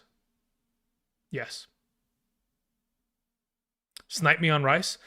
I mean, I had to go with wide receiver. I had to. Oh, am I back on the clock? Ah, beautiful. Beautiful. I want quarterback. And Jordan Love is available. So we'll go ahead and we'll snag him. Thank you very much. Could I have gone wide receiver? Yes, but I don't I think I can get the guy I want once it comes back down and around. Okay, let's see here. Couple more questions before we close out today's stream. I'm taking Bijan round 1 no matter what draft position. Cheese on top. Hey, listen, I respect it. I respect the conviction and the confidence. I do. I love it. William says, thanks. Yeah, it's a home league too. And I've been doing similar strategy. Sometimes I have to take the second quarterback early. Yeah, look, again, William, when you play in a super flex league, the quarterback runs can be very quick. Like last season in my home league, I think 20 quarterbacks were taken in the first 3 rounds. And that is the first time that has ever happened, right?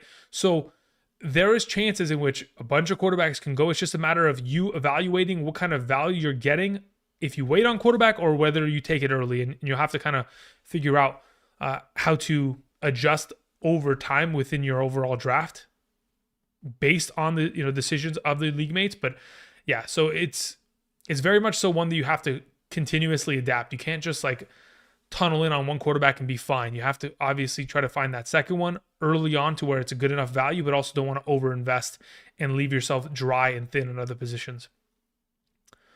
Kamikaze says, hey, Andrew, another follow-up question. Have the option to keep Amon-Ra St. Brown in my first round, 6th position. Do I keep him over Rice in the 10th? Yes, I would. If it's me, I would keep Amon-Ra there because if in fact, if I'm not mistaken, Kamikaze, I think you mentioned like, I don't know who else is being kept, but if in fact you believe Amon-Ra St. Brown won't get to you in the first, you might as well just keep him there because that is a great position to hold him in number 6. Apollo says, Andrew, just want to say every person I have an opportunity to tell about this channel, I tell them, thank you very much, Apollo. And they all agree you're goated. Thanks to all you do, man. Apollo, greatly appreciate the kind words. And, of course, spreading the love of the channel to everyone else. Charlene says, hey, Andrew, Cousins wanted Mooney. That is good to know. And not only that, but Rondell Moore, who they traded for, who used to be on the Arizona Cardinals, out for the season. So besides London being number 1, Kyle Pitts being number 2, Mooney as that number 3 could have a lot of value. And we witnessed it last season with Jefferson number 1, TJ Hawkinson 2, and Addison 3. Addison found a lot of value, and Mooney can be that deep receiving threat within this offense that they need to push the boundaries because, quite frankly, Kyle Pitts and Drake London, they're not going to be the deep ball threat within this offense. It is going to have to be Mooney.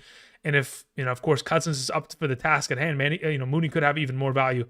Ibrahim sent in a super chat, said, number 8, A.J. Brown, Devontae Adams, Kupp, Jacobs, Montgomery, Dak. A.J. Brown, Devontae Adams, Kupp, Jacobs, David Montgomery, and Dak. I don't have a problem with that. Again, there's 2 top 12 wide receivers potentially there. Top 12 running back. Top 24 wide receiver in Kupp, top 24 running back in David Montgomery, top 8 quarterback in Dak Prescott, maybe top 9, depending on how I feel on that certain day. I don't have a problem with that, Ibrahim. Let's hear. Z-Lugs says, Andrew, good to see you the stream up again. Yeah, thank you very much. Appreciate it. Can confirm that Hurts/Brown stack was lethal last season. Of course it was, especially early on in the season when A.J. Brown was putting up like 20 points plus every week, considering he was on that like historic streak of most 125 plus yard receiving games in NFL history. Crazy. Advice for an auction league, get the players that you want. Get the players that you truly have conviction for. Don't settle. Let's see here. I need probably a wide receiver in this circumstance. The one that I saw earlier is still available, so I might just wait it on it.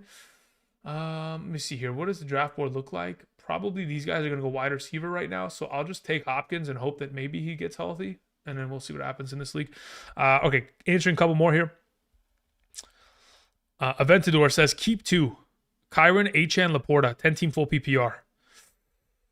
Okay, if you keep them this year, can you keep them next year? That is the primary question that I am proposing now, because if that is the case, I probably end up keeping Kyren and Achane and just letting Laporta go in and just try to draft him because he is the lowest value of the 3.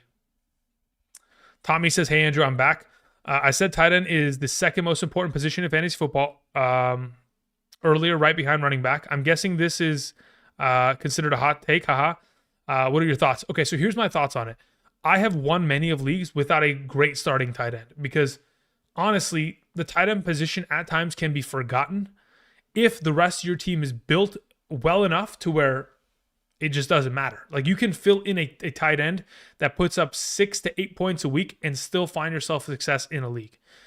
If you find a tight end that obviously is drafted far lower, let's say, for example, Sam Laporta, Jake Ferguson last season, if you can get tight ends far later in drafts that end up performing at top 12 capacity, that is when it has the most value and the most importance. Outside of that, if I have to use a high draft capital on a Kelsey, I don't expect him to be considered a tight end. He needs to be producing just as well as any running back or wide receiver within the confines of where he's at. Let's see here. Who do I want to take? Kind of like Spears here. Okay. Let me go ahead. Let's filter back here to this screen. Again, I want to thank you guys for joining us this afternoon. Let's close out the stream by answering a couple more questions and then bowing out. I'll be back tomorrow with a video posted as typical. I think I usually post around noon every day, PST, so keep an eye out for that. All right, let's see here. Julian says, I have an interesting question for you, Andrew. In a dynasty league, and the commissioner implicated the new kickoff rules in our league earn points. Okay. I have Marvin Mims. Should I keep him? I don't even know if Marvin Mims is going to be the kick returner or the punt returner. I don't even know that because I don't play in leagues in which punt or kickoff return equals points. I don't even follow who is like top of the league. I can I can check. Let's see here. 2023 NFL most return yardage. Let's see here. So the players who had like the most punt return yards, I mean, Rashid Shaheed is probably what I would suggest. But as for keeping Mims, Mims was 300. Oh, wow. Mims was really good. Yes, keep Mims. Keep Mims. Yep. Yep, keep Mims. Yep. That answers the question. Thank you very much. Now I've learned something about Mims today. Zachary sends in a question, says, advice to how to draft at the number 8 team. Is this strategy different in a 12-team league? I think it alters a little bit, but I don't think it's a major difference. I think because if we're talking, if it's a 10-team league versus a 12-team league, you have more opportunity to just have an all-star team in a 10-team league comparatively. But I don't think it makes my decision different because of the volume of teams. I think the scoring format really is going to be the difference maker as to what I select in the first. So if I'm at the 8th overall position, and if I'm in a full PPR, I'm probably taking one of the top 8 players, which consists of the 3 primary running backs, McCaffrey, Breece Hall, Bijan, or one of the top 5 wide receivers, which is Chase, Tyreek, Lamb, Jefferson, and Amon-Ra. One of those 8 are going to be on my roster. Regardless of which position it is, that's what I'm going for. Best strategy for a 12-team full PPR league at the 12th pick?